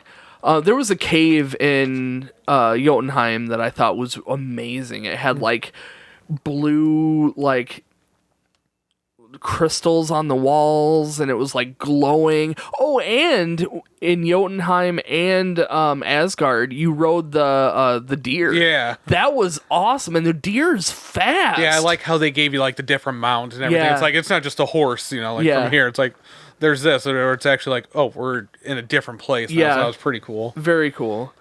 The customization to your characters, obviously you can pick male or female, but every item that you equip had a different style to it. As you upgraded, it could change how it looks too. I had helmets on, and I hated how the helmets looked, so I just turned it off. I always turn helmets off because it distracts me. Me too. So a lot of that, like my Eivor and your Eivor probably look completely different. Like my Eivor I turned his hair like black, and he had this like beefy look to him, where like the stock Eivor was like blonde, and I think he had a clean face too, and I'm like, nah, I don't like that. I did pretty stock Eivor, but I think I gave him a beard because you got to have a beard. Right. Yeah. What's weird is, maybe your game changed this, but when I had the final cutscenes, it changed to like the stock Eivor. Did you have that? It was like super noticeable. Maybe. I think I do want to say I remember sometimes like all of a sudden it's like, oh, he's clean shaven now or something like that. Yeah. I guess for you it wouldn't have been as noticeable with if you had blonde hair for him. But yeah, you having the dark black hair. I had the dark hair and like a decent beard on him, and he like turned to a clean shaven blonde haired dude, and I'm like, who's this bozo? This isn't who I spent 100 some odd hours with. Yeah, exactly. It was bizarre, and it definitely took me out of the game for sure. But otherwise, I mean, the axes looked really cool. I mean, they flung through the air and they had a glimmer to them, and all those effects were really nice. Oh, another thing is like just sometimes some of the effects that they have, like you could tell were just, at least playing on PC, they were bad. Like when you go up to synchronization point, the birds flying around. On my game, they're like little cardboard and everything like that.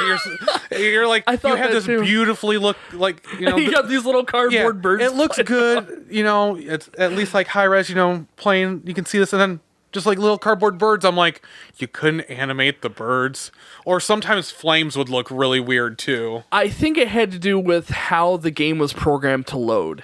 And I noticed that too, like, in the distance, the flames would look, like, weirdly stiff. Like, they were animated, but, like, animated, like, weird.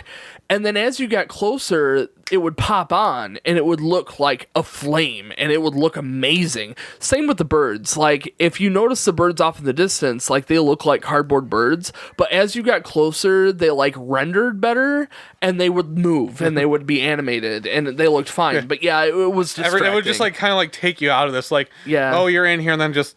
Yeah, a little cardboard. Yeah, and you're especially during a synchronization, you're like, oh, look at all this land, and you're like, the camera's spinning around. You're like, oh my gosh, and then there's this bird like just kind of like limping around, like what is going on? Yeah, distracting. So yeah, I mean, an 8 out of 10. It's good. It really is good, but not a fantastic. It's not like a system seller, kind of like the way that. And you can kind of like understand that when you're making a game across like 4 or 5 different consoles, like you're not pushing one of them like to the absolute like max and everything like that. Yeah, I get that. I think some of the bugs should have been worked out. I mean, I know that they're constantly updating and they're constantly pushing stuff to fix that, but just I don't know anything about programming. I don't know anything about game development, but I feel like some of those graphical bugs that are so distracting to the game should really be addressed first. Well, I think that's at least one of the, not as bad as like a lot of other games, like the ones that they've released. I think it was like Unity, where people would like load in without faces, but they'd still have eyes and mouths and tongues, and it would look like... Oh, yeah, that's weird. Yeah, they had that for a while. That was like one of the bad ones. Yeah. So at least our people still had faces. Well, except for the mannequin. Most of them. Sorry. I know we keep going on graphics, but the finisher moves were awesome. They were pretty cool. Like the death animations, Yeah. It was very Mortal Kombat-esque on some of them, and like for me, I'm not like grossed out by that it doesn't bother me. The blood and gore, it doesn't bother me. But like you kind of forget about it after a while. Yeah. And like you go into a fight and all of a sudden like Eivor takes his axe and just like chops off a head, or takes the dude's sword and like bashes him in over the head with the sword, and you're just like, oh my gosh, what is going on? Like, this is crazy. I think my only thing with those is that after a while is like every single enemy, like once you got them down, you were doing it, was like, okay, I don't need to do this for every single one. Repetitive. Like when you're doing like a big fight with 100 people. But then again, I also played like at the end where I would just run like all the sieges pretty much. Like I hardly fought anyone. I would just run to the objective and I'd be able to get it done. Be like, yep, run, fight the boss. Like I'm not fighting all the grunts and everything like that. Yeah. So yeah. Also, the kill animations for killing the order people, when you're like jabbing the hidden blade into their chest or whatever, they didn't look very good. And a lot of times, for whatever reason, that animation would be like stuttery or like laggy in some really? way. And I don't really know why, but again, it's part of taking you out of it. Like, oh, well, it's being weird, you know? Yeah. So I don't know. It's not terrible, but you know, there are some aspects of it that are amazing and there are some aspects of it that are meh. Yeah. All right, gameplay. As if we haven't talked enough, gameplay is typically the longest conversation. What'd you think about the battle system? I felt it was a little janky. Like it didn't feel as smooth to me as Odyssey did. Like I felt it was fine for what it was, but I didn't think it was special. It was serviceable for what I wanted it to do, and like that's about it. It was it's just there. I mean, besides like that's just for combat. Like we can get into the other things a little bit. Well, I feel like that the combat was okay.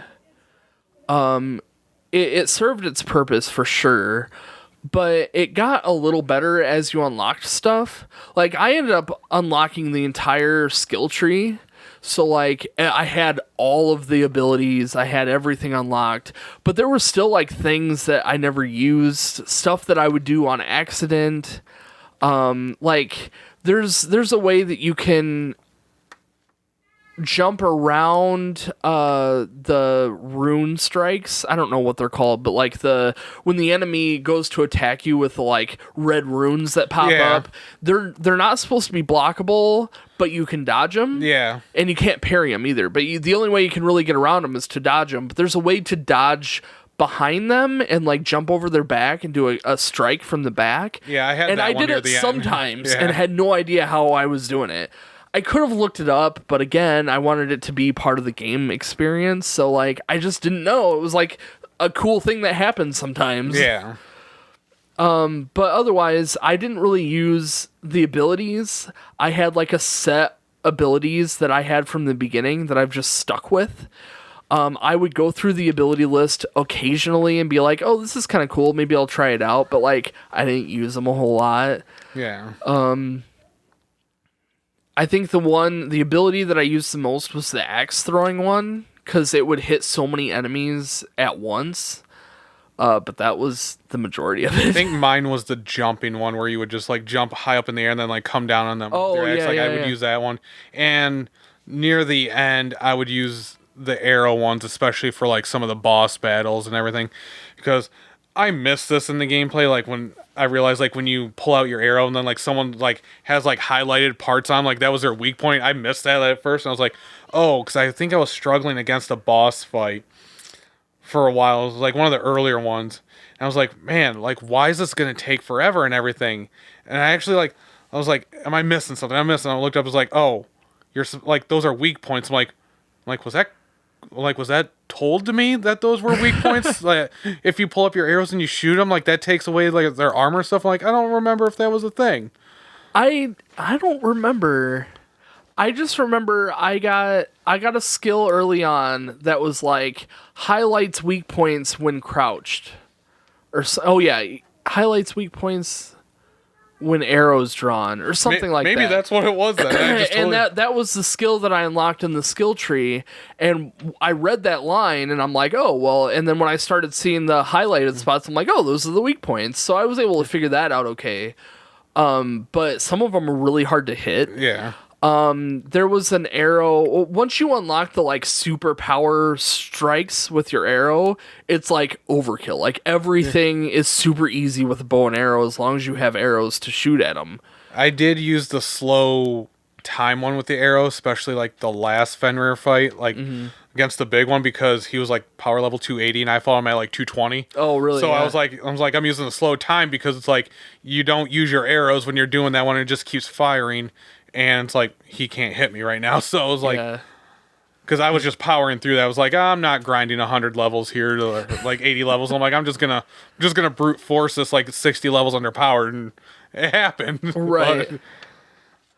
The weapon upgrades was kind of nice. I felt like it was really slow. Like, I could have kept cycling through the different weapons or the different runes that would give you, like, weapon boosts, but, like, it didn't bother me. Like, I felt like the system that I had in place from the beginning pretty much carried me through the entire game. Well, and they did that as a means of counteracting, like, how it was in Odyssey, because I think people had a lot of problems with Odyssey.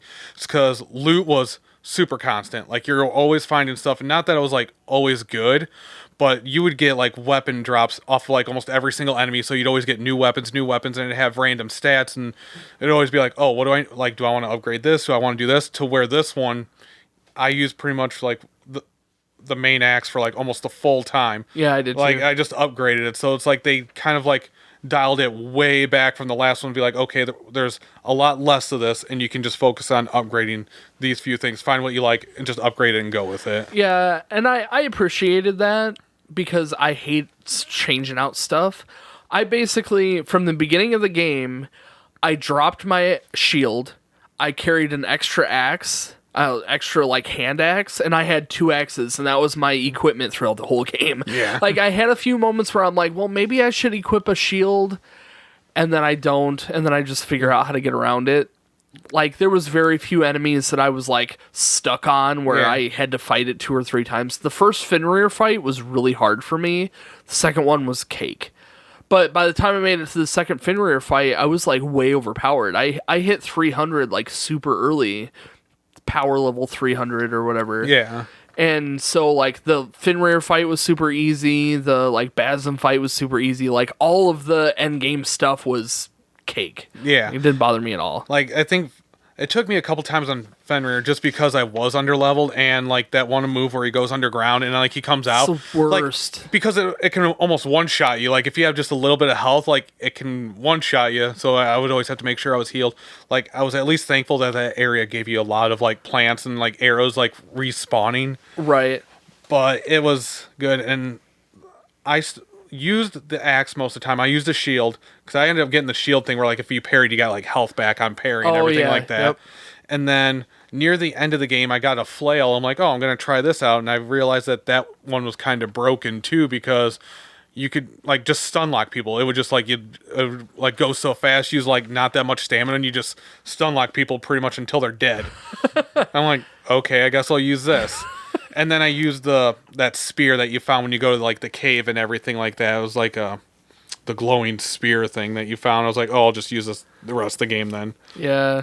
I didn't. I stuck with my 2 axes. Yeah. Somebody in Twitch who was ahead of me in the game showed me this spot, like, way up north by Jovik that had there's a lake, there's a little island in the lake, and on that island there's a patch of, like, ore that you can attack. Yeah. But this patch of ore is unbreakable. And you're supposed to use, like, the Excalibur at a very specific time of day in order to break this ore. Yeah. But there was, like, a catch where if you attack it a couple times and then reload your game, it would just break and you would get the item inside. Yeah. And the item was, like, this super powerful glowing bow. And that bow, like, murders everything. Oh, so is that what you did then? You're like, oh, I got to load it in the game. I'm going to do this. But Or did you actually get Excalibur? No, I didn't get it. Yeah. I mean, I may have it unlocked or something, but I didn't get use it. anything. I know there's a quest line for it. I'm like, oh, Excalibur's in it. I'm like, that's kind of cool. Yeah. But yeah, I didn't. No idea. This guy told me about it. He's like, hey, do you want to learn how to do that? I'm like, yeah, let's do it. Like, I'm down. If it's a glitch in the game, I'll use it. Yeah, for sure. I'm not even sure if I fully upgraded my weapon. Oh, really? Either. Like, I think gold is like the higher gold, or it's called something else. But yeah, it's like they're like glazed in like a gold. Yeah, I don't think I did that. Really? Yeah. Wow.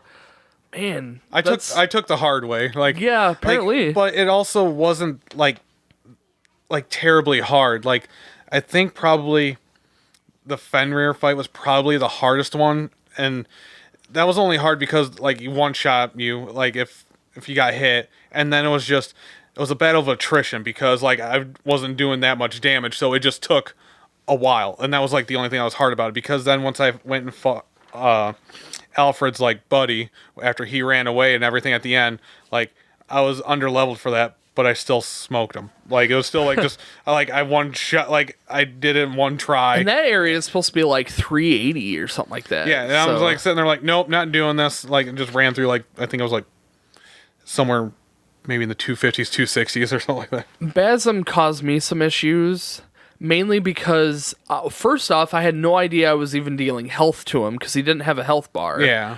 But then also, like, he kept, like, twirling around in the air. So, like, every time I would try and, like, attack him, he would just, like, twirl away and he'd vanish. And I'm like, just stay in one spot. So once I finally managed to load enough arrows in him, he finally went down. But that was kind of annoying fight. I would use the thing because once I figured out, like, you'd go to try to attack him and he'd, like, kind of, like, jump back and, like, disappear. I would just wait for him to come and attack me because I had the ability where, like, if you dodge, you slow down time. Yeah. So, like, I would dodge him, slow down time, and then I'd be able to start attacking him and dealing health, and then he'd go do his thing, and then I would just rinse and repeat. Right, yeah. So I was just pumping him full of arrows while he was running along the top brim. Yeah. And he would jump at you, and you could kind of get a sense when he was about to jump, and I was using the, like, charge arrow, like, right before he started to jump. Like, he would get up on the brim, I would shoot a couple arrows, then I'd start charging, and as he jumped to you, you just shoot that charge arrow, and he just, like, a quarter of his health was down. Yeah. I'm like, this is what it's gonna be the rest of the rest of this fight. All right, outside of the battle system, I thought the raiding was pretty fun. It was repetitive, but when the first couple times you do it, you're like, man, this is badass. Like, I feel like a monster with, like, all these people and the horns going off and the music's all awesome, and you're just, like, going in and just, like, ripping people to shreds. And it was, I understand, like, why, and especially, like, for a gameplay thing, it's like, you know, that was, like, the best way to upgrade your villages because that's the best way to get materials. right. And I did it, like, when I was, but I also got, like, bored of them kind of easy, Yeah. too. It was, like, sitting there, I was, like, I never, like, really went out of my way too much. Like, if I saw one in passing, like, as I was going by, I was like, yeah, I might as well do it. But I never, like, went, so there's, like, okay, where can I go raid or something, like, get this? I never was, like, looked at them, I'd be like, oh, there's one down here, let's go down here and do this. I was just, Right. like, if I see one in passing, I'll do it and get my stuff. Well, and that leads to another good point that I have for traveling. The first, like, I'd say maybe 40 hours of the game, I spent, like, just wandering around. Like, I would make progress in the story, and then I would be going from point A to point B, which is typically across the map. And during that time, it's like, ooh, there's a little quest thing over here, and ooh, there's some gold over there. And along the way, it would take, like, hours to make any progress. And I'm like, okay, I have to just focus on the main quest line, and that's it. So once I started doing that, the quests came, and they were going pretty quick, and I was knocking them out. But, like, yeah, the first, like, half of the game, I spent just, like, roaming, which was fun, but you make no progress. You know, you make wealth and you are able to upgrade your equipment, but, like, that only gets you so far, and it gets, again, repetitive pretty quick. Like, I didn't feel inclined to do a lot of the side quests. Like, I would see stuff, like, I'd go by and the quest marker would pop up and you'd hear, like, someone, like, complain and stuff like that. And I'm like, I'm like, just gonna keep going. My house is on fire. Yeah, like, I'm gonna keep going. like, sorry, I don't got time for this. My foot hurts. What should I do? Random stranger walking by. Yeah. Or even if, like, you know, like, some bandits or something would, like, jump out at you, I'd be like, nah, my horse is just gonna keep going. Like, I you guys, was the same way. Like, you guys can do the same. Like, you just wait there for the next. Maybe the next guy will get you.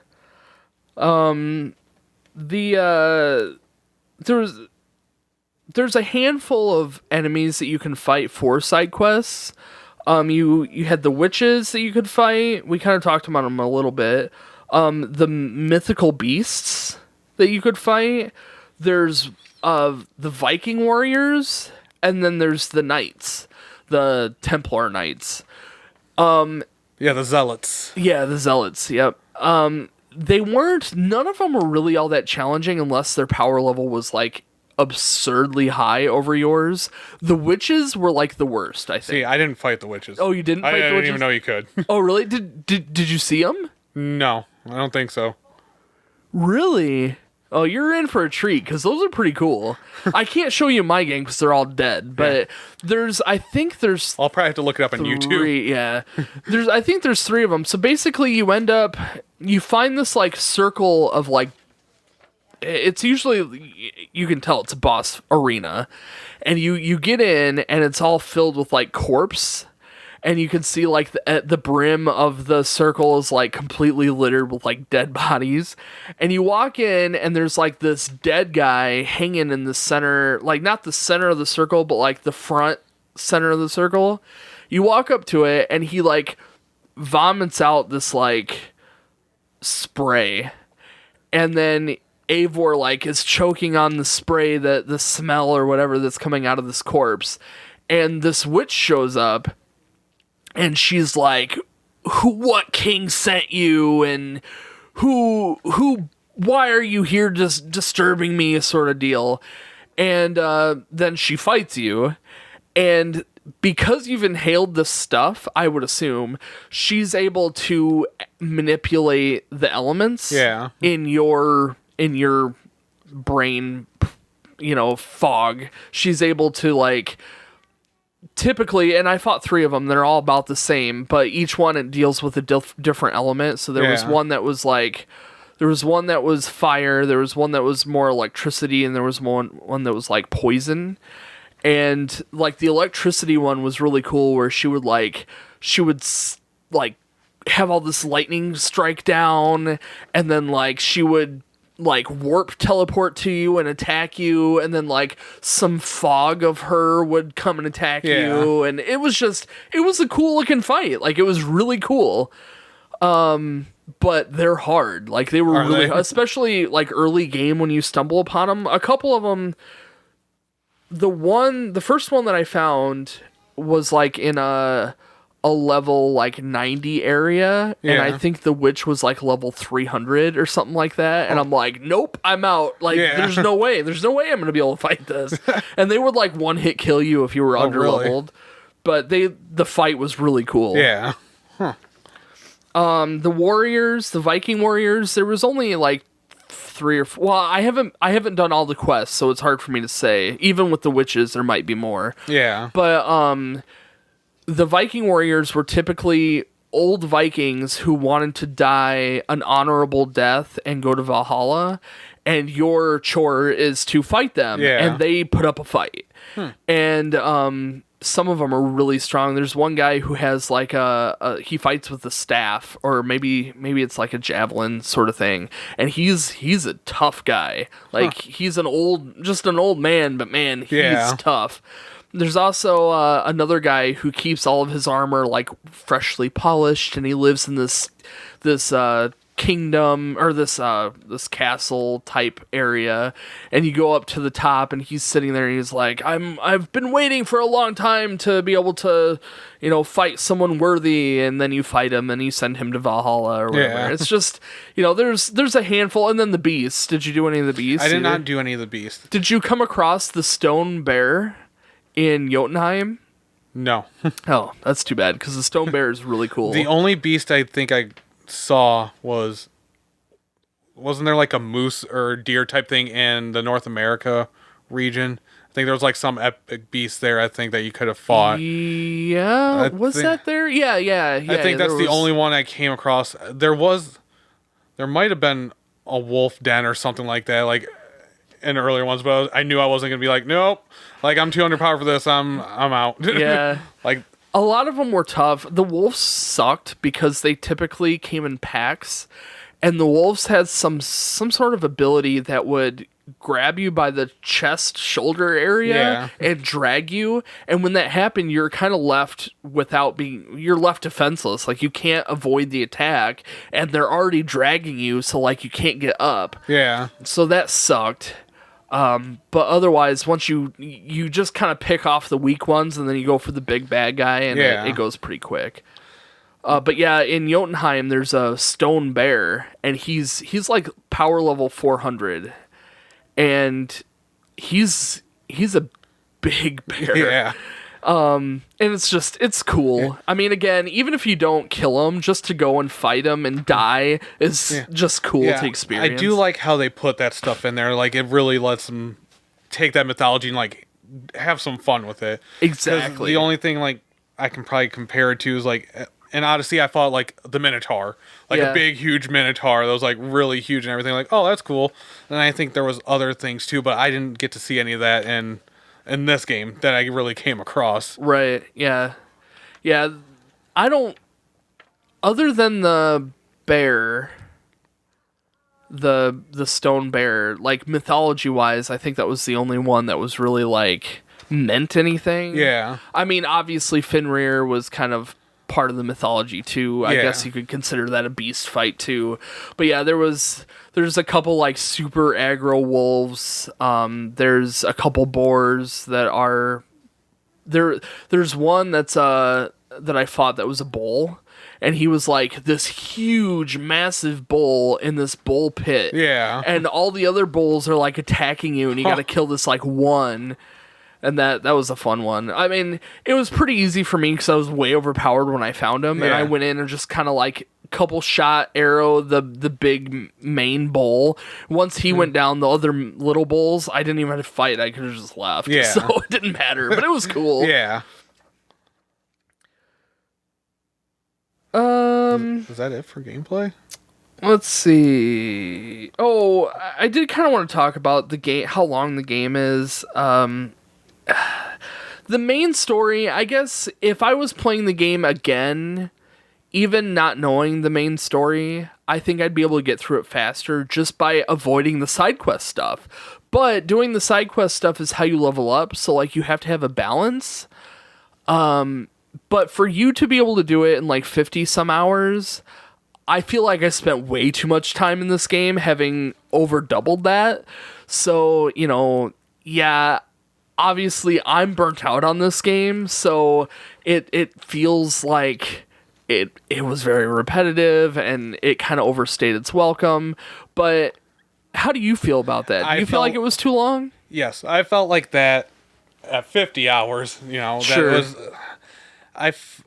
I think the thing that got me is they said, like, because I put about 60 hours into Odyssey, and afterwards, like, they talked about going into the next game. They were going to kind of condense it, make it a little bit smaller and shorter. And I was like, oh, I'm like, that sounds good and everything. Because, you know, make it more condensed. Because that's just kind of like me. It's like, unless I like really, really get into a game, I'm not going to go do like every nook and cranny, like get all the like Order of the Ancients and stuff like that. And it took me 50 some hours without really doing side quest just to do the main story. I'm like, that's not really condensing it. I'm like, that's still a really long drawn out game. And like, I'm like, and I skipped a lot of stuff. Yeah.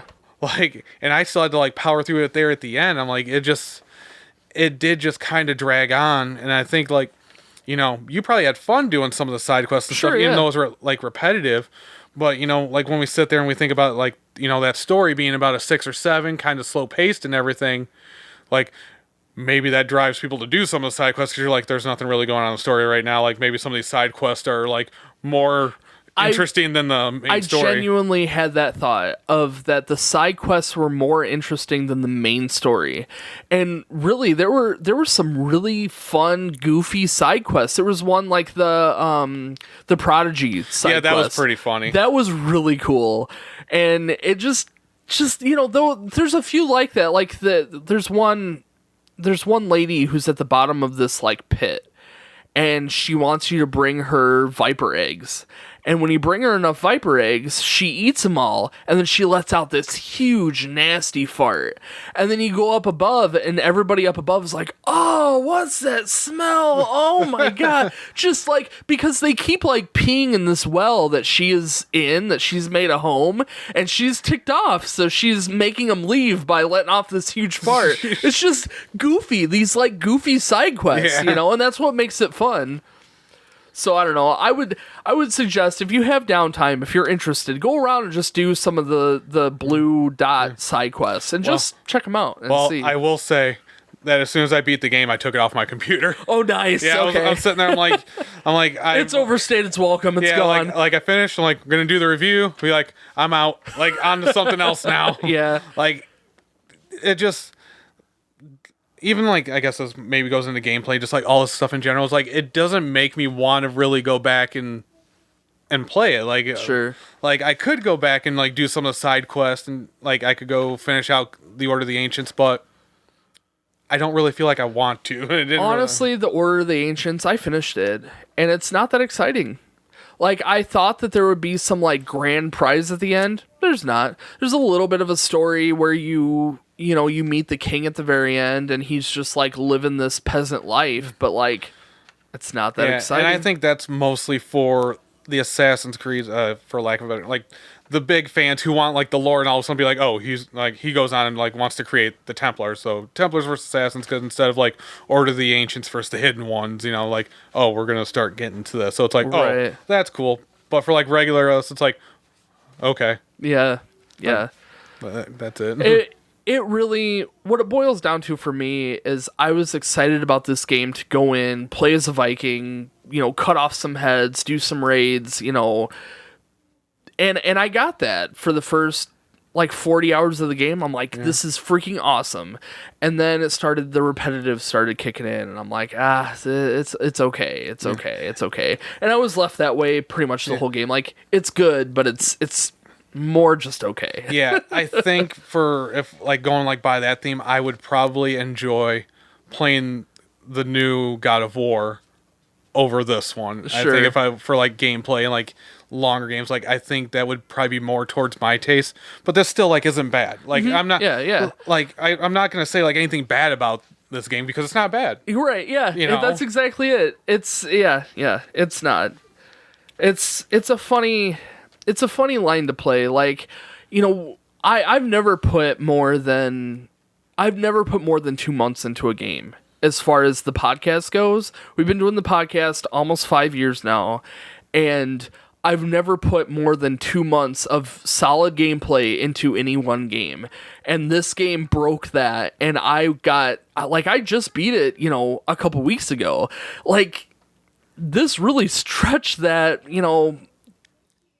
it just kept going and going and going, and there's more and there's more. I'm still nowhere near 100%ing it, and I feel like I've got more hours in this game than I did when I 100%ed Horizon Zero Dawn. So, like, here to 100% this game, I probably have to put another 50 hours into it.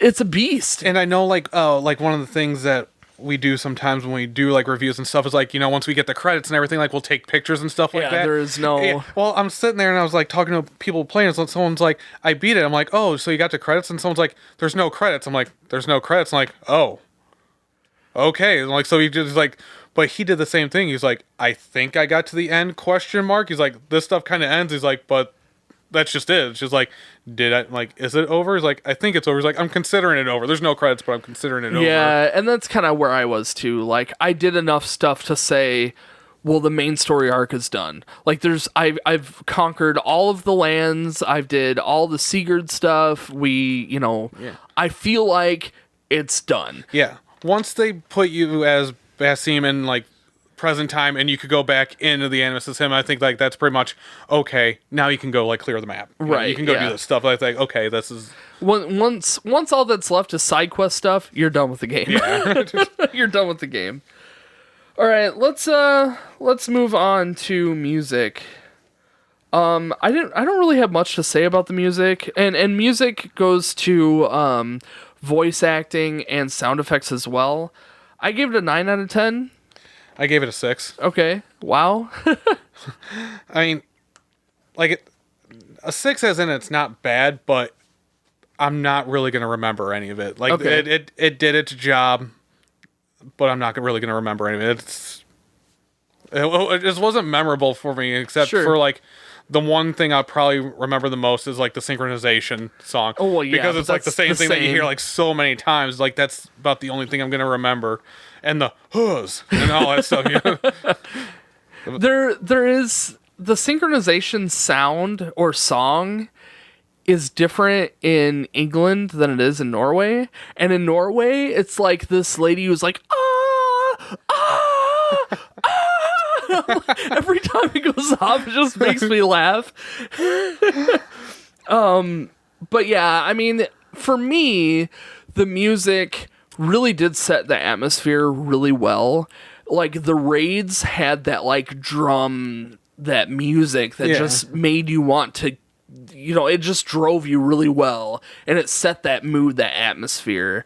But yeah, I mean, there wasn't, like, anything super memorable, but, like, I kind of feel that plays to the atmospheric sounds, too. Like, it just feels good. Like, there was times when I was in the bigger cities, like London, and you're walking around and you can, like, hear people talking in the background, or chickens squawking, or, just, like, no atmospheric noises, and it just set the mood. It set the tone. It felt right. I think the worst part for me was female Eivor. Yeah, Like, I didn't really. If they'd have made her voice sound more like Randvi would have been perfect. But, like, the female Eivor it sounded like a female voice actor who has a normally higher pitched voice trying to lower her octave to sound more manly. Yeah. And it just sounded off, and I didn't like it. I thought that it sounded forced and, like, unnatural. I thought it was just very, like, telling of that. It was like when I selected it, and I knew within, like, the first, like, 20 or 30 seconds, it was like, no, like, I'm not going to do this. Like, I just knew as soon as I heard her voice, be like, yeah, that's not the one for me. Yeah. I felt the same way. It was just bad. Otherwise, the voice acting was pretty good. Like, the delivery on the voice acting was very, very well done. Outside of the lips not being synchronized, but that's not the voice acting itself. But, that's like, not them. Like, Eivor as a male sounded awesome. Odin sounded really cool. Basm as Loki, it was interesting. Like, it just, the voice actor who had the interesting dialect, the blacksmith's wife. Yeah. She was really cool too. She might have been the best voice actress in the game. I know. Yeah, you're right. Like, I have no idea what she's saying, but she's doing it well. There's a side quest. Speaking of voice actors, there's a side quest where you find a baseball player. And I don't know if I would assume he's actually a baseball player in real life, but, like, he's just, like, a North American baseball player. And, like, you talk to him and he has kind of a southern twang to his accent. Yeah. And I'm just like, what is this guy doing here? Like, he's from modern time North America. Like, like, I don't know. I would say, like, North Carolina, like, something like that. Just a normal present day accent. And I'm like, it doesn't fit. It was really bizarre. It was just like, this dude is like, hey, we're gonna slug some rocks around. And it was weird. It was really bizarre. But otherwise, I mean, the majority of the voice acting was perfectly fine. Yeah. Even his delivery, it was fine. It just was out of place. But, okay, so overall notes. For an overall score, I gave it an 8 out of 10. I had a good time. It wasn't the, like, 100% the best game that could have been made. There's room for improvement, but, like, I enjoyed my time playing the game. It did tend to overstay its welcome. I would have been happier if the game would have ended last month. Yeah. But, again, I finished the game. I'm okay with how it ended. There's a lot to do still. Yeah. Like, the game has, I don't know if you want to call it replayability or just, like, longevity, But well, and then there'll probably be DLC coming out too. There already is a couple DLC. You can go to Francia is one of them for sure. There's another one that you can do that's in the main story or the main England area. Yeah. But there's a Francia quest that you can download.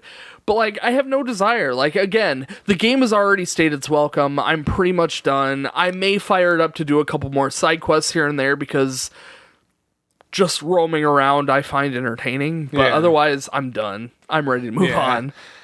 I gave it a 6 out of 10. Okay.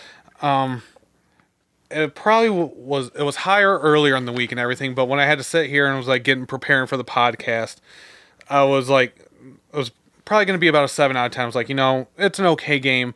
But then I started, and this is where I say I feel bad because it lives in Odyssey's shadow, where if I was to give Odyssey like a really solid 8, maybe a 9 on a good day, does this warrant a 7? I'm like, well, I don't really think it's like 1 point less because like it's not bad, but like you said, I had my fill. It was okay. I don't really see myself going back to do much. It kind of overstays its welcome. I'm kind of done. Sure. And like, sometimes people might say, oh, 6 out of 10 doesn't sound good. That doesn't mean it's bad. Right, it's just, if you were to give it like a 4 or a 3 or something, that's like, oh, geez. But yeah, no, a 6 is okay. Like, I won't say that, like, it's not like I didn't enjoy my time in the game. Mm-hmm. I did. It's just, it was okay. Like, I'm probably not going to remember, like, too terribly much of the game. I'm like, except for maybe, like, some, like, the big story beats and everything like that. Like, I'm not going to be one of those, like, those games years later, I'm going to be like, oh, do you remember this little intricate, like, detail, this and everything like that? Like, I'll remember I played it. I'll remember Eivor and, like, all this stuff. And then the twist at the end. Yeah, and then they'll be like it and be like, oh, do you want to play it again? Be like, no. Yeah. Well, and like you were talking about, coming from Assassin's Creed Odyssey, I kind of feel like, and again, I haven't played enough Assassin's Creed games, but I feel like it's kind of using the same formula. Like, go here, do a thing, go there, do a thing, go there, do a thing. It's very quest-driven and one-off sort of deal. And if Odyssey was very similar in, structure to Valhalla, then I could see where if you came right out of Odyssey going into Valhalla, it's just like the same stuff with like a different tone. Yeah, well, I know, like, with Odyssey, because it's like, I really like the main character. I really like the voice actress. She did a really awesome job. And I liked that story about just being Cassandra, and you're trying to find your brother and all that stuff like that. And it's just pretty much you're the one person and you're going through, and pretty much mostly every area you go to just kind of like ties into the main thing, like kind of somehow as you're like chasing things down. And, I did have about a month or 2 break between finishing up Odyssey and this, but still, that's pretty close to being like back to back. Yeah.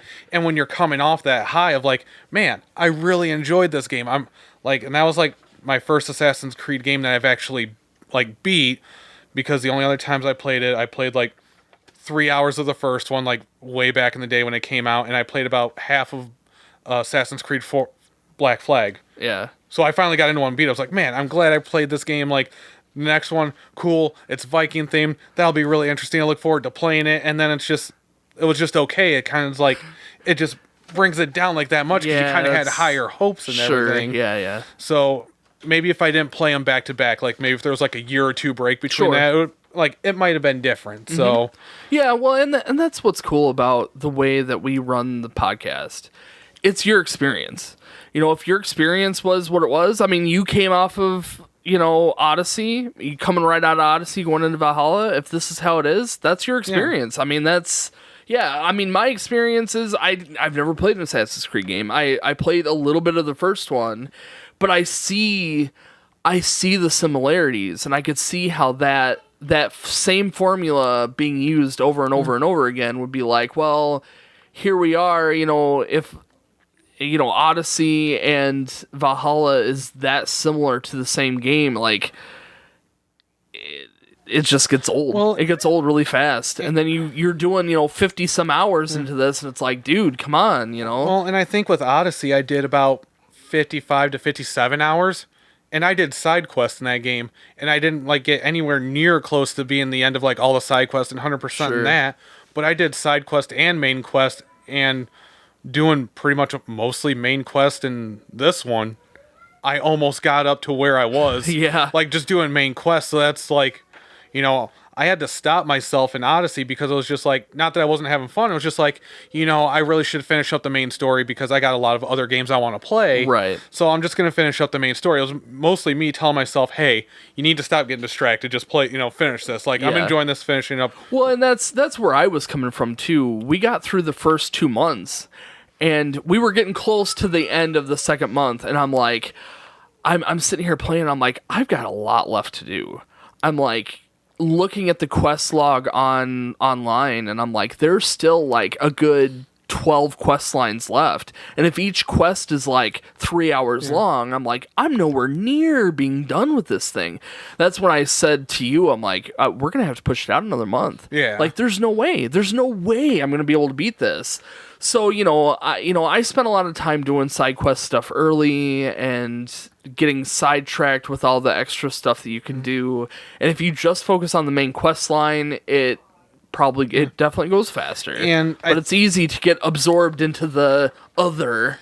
I think sometimes having the time limit too is because it's sitting there's like, we were on a deadline and everything. We're like, when I put that 50 to 60 hours into Odyssey, I did that over months, of just like, playing here and there. Or this one's kind of like, not really like a job, but you're sitting here like, oh, we want to get this done. Yeah, so, kind of like at the end, you're like, oh, I need to get this done. It's crunch time. Like, I need to focus on getting that story finished. Yeah, I guess that's where I was going with this, is that last month, I'm like, okay, drop the side quest stuff. I can do that later. Like, just get the main stuff done. Like, just get the storyline finished. That way we can say that we finished the game. And if I want to keep going and do other stuff, on the weekends or downtime, that's on me. But, like, I want to get this game finished. Like, I want to review it. I want to have it done because that's how this works. Yeah. That's how we do it. And I think pretty much your feeling about this game is probably how I felt about Odyssey, being my first time through. I was, like, really enjoying it. And, like, this is your first one. So, yeah, I did enjoy it and everything.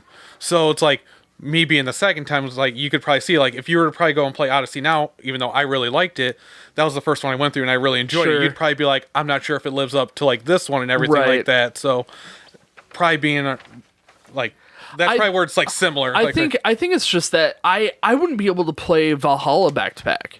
Like, just, it's the same formula, just like a different skin over it. Like, I can't, like, there's only so much of that you can take in one sitting. Yeah. Like, there's no way I would play another Assassin's Creed now back to back. Like, I'm going to drop this for a while and maybe revisit the Assassin's Creed series, in the future. Yeah. I really want to finish the first one. Like, that's something that I really, really want to do, because I got halfway through the first one, really enjoyed it, and just life happened. Yeah, like, this did remind me that I want to go back and play Assassin's Creed 4 because I really enjoyed the pirate theme. It was just like, it got to be too much. It was like, oh, there's so much to do on the map at one point.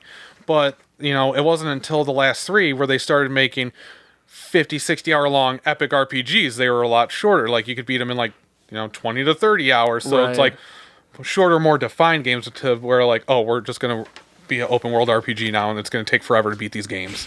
Yeah. So it might be easier to go back and do that too. I have to say, the world is huge. It really, really is. And that's a good and bad thing. Like, it's cool because there's a lot to explore. But man, getting from one end of the map to the other end of the map, aside from the quick travel, which takes forever to load, but like, yeah, it takes a long time to get places. This map is massive.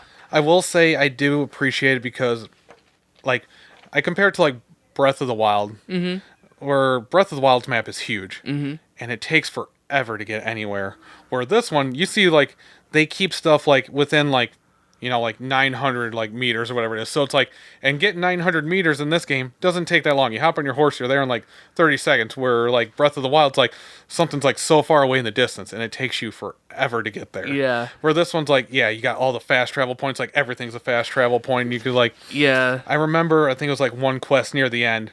I was like, okay, go do this. So I went and did it. And it's like, for the next part, you have to go 2,500 meters this way. I'm sitting there, I'm like, fast travel point over there. then it's like, you need to go back this way again, like fast travel back there. I'm not doing all this. Yeah, so there's no way. Like, it's big, but they give you, it's fast to get there on horses, like for some of the areas, and they give you like plentiful fast travel. So yeah, they do. I did appreciate that. It's the fast travel points were all the synchronization spots, but then they also added the harbors, which are really handy because there's a bunch of rivers going through the entire map. Yeah. So that made it really nice. And something that I found interesting, being a guy from North America, I don't know the geography in the UK whatsoever. Like, no idea. having played this game now, I look over to, some of the like London, and from London, I know exactly where Stonehenge is now. Yeah. I know where like York is. Like I can like navigate that southern, area a little bit better. It's just, I don't know. I found that entertaining a little bit. I don't know if they'll do it with this one, but I think they did it with Origins and Odyssey, is they actually had this, like, kind of like free roam mode to where, like, the combat and stuff was turned off, but it would also guide you on certain points and do, like, a history, kind of almost like a museum tour. Oh, really? That's cool. So, like, in Odyssey, it would be, like, you would go through, like, a city, and you'd, like, go up to something, and they would tell you about the history of, like, this building and stuff like that. Like, say you'd go, like the Pantheon or something like that in Greece, and it would like talk to you about that, and like the stuff in the game. It'd be like developers and stuff talking about like all this history and the stuff, like, this is what we did, blah blah kind of thing. And they had that for those two, so I wonder if at some point they'll actually do that for this game. That would be really cool. I would really like that. I was gonna ask you too, having played Odyssey, was there any overlap in location? Because there's a lot of Roman architecture, but like I don't know what Odyssey fully was. If it was more Greece or if it was Roman. It was pretty much all Greece for the most part. So, like, they had some of the Roman stuff because it was basically Sparta versus Greece, but pretty much everything took place around Greece and everything in that. And the modern day stuff, I think she was in some place. I forgot where she was in modern day, but kind of like the same thing. She was like kind of like on the run from like the first game and everything like that, and finding that stuff for like Cassandra and everything. But yeah, it took place all around there. So not as much like going like, Norway, England, this was like, no, you're pretty much staying. Yeah, sure, I get that. So I think that's pretty much most of the overlap. And the only other thing that I knew of kind of from Odyssey that carried over is like the staff, because that's like a key point for something. I don't know. It really didn't have anything to do with this game other than they kind of referenced it and that it healed Basim at the very end, but like otherwise it didn't really have much to do with this game.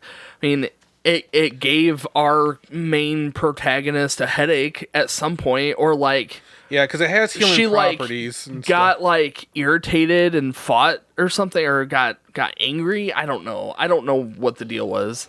Again, it was all just like secondhand information that was given to us about what was going on in this world. So like, I didn't know. Well, and I'm not even sure that she even gets this, like, that staff thing.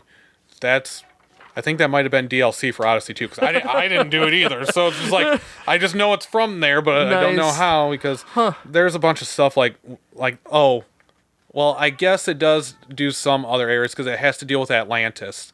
Oh, and okay. you can go like underwater, and Atlantis is like a futuristic civilization type thing too, like that would underwater. Be cool. So that's what that one kind of has to deal with, but that I think is mostly DLC. Sure, yeah. So I think it's called like the Fate of Atlantis is like the that DLC would be for that. Cool. I'll have to look that up. That sounds neat.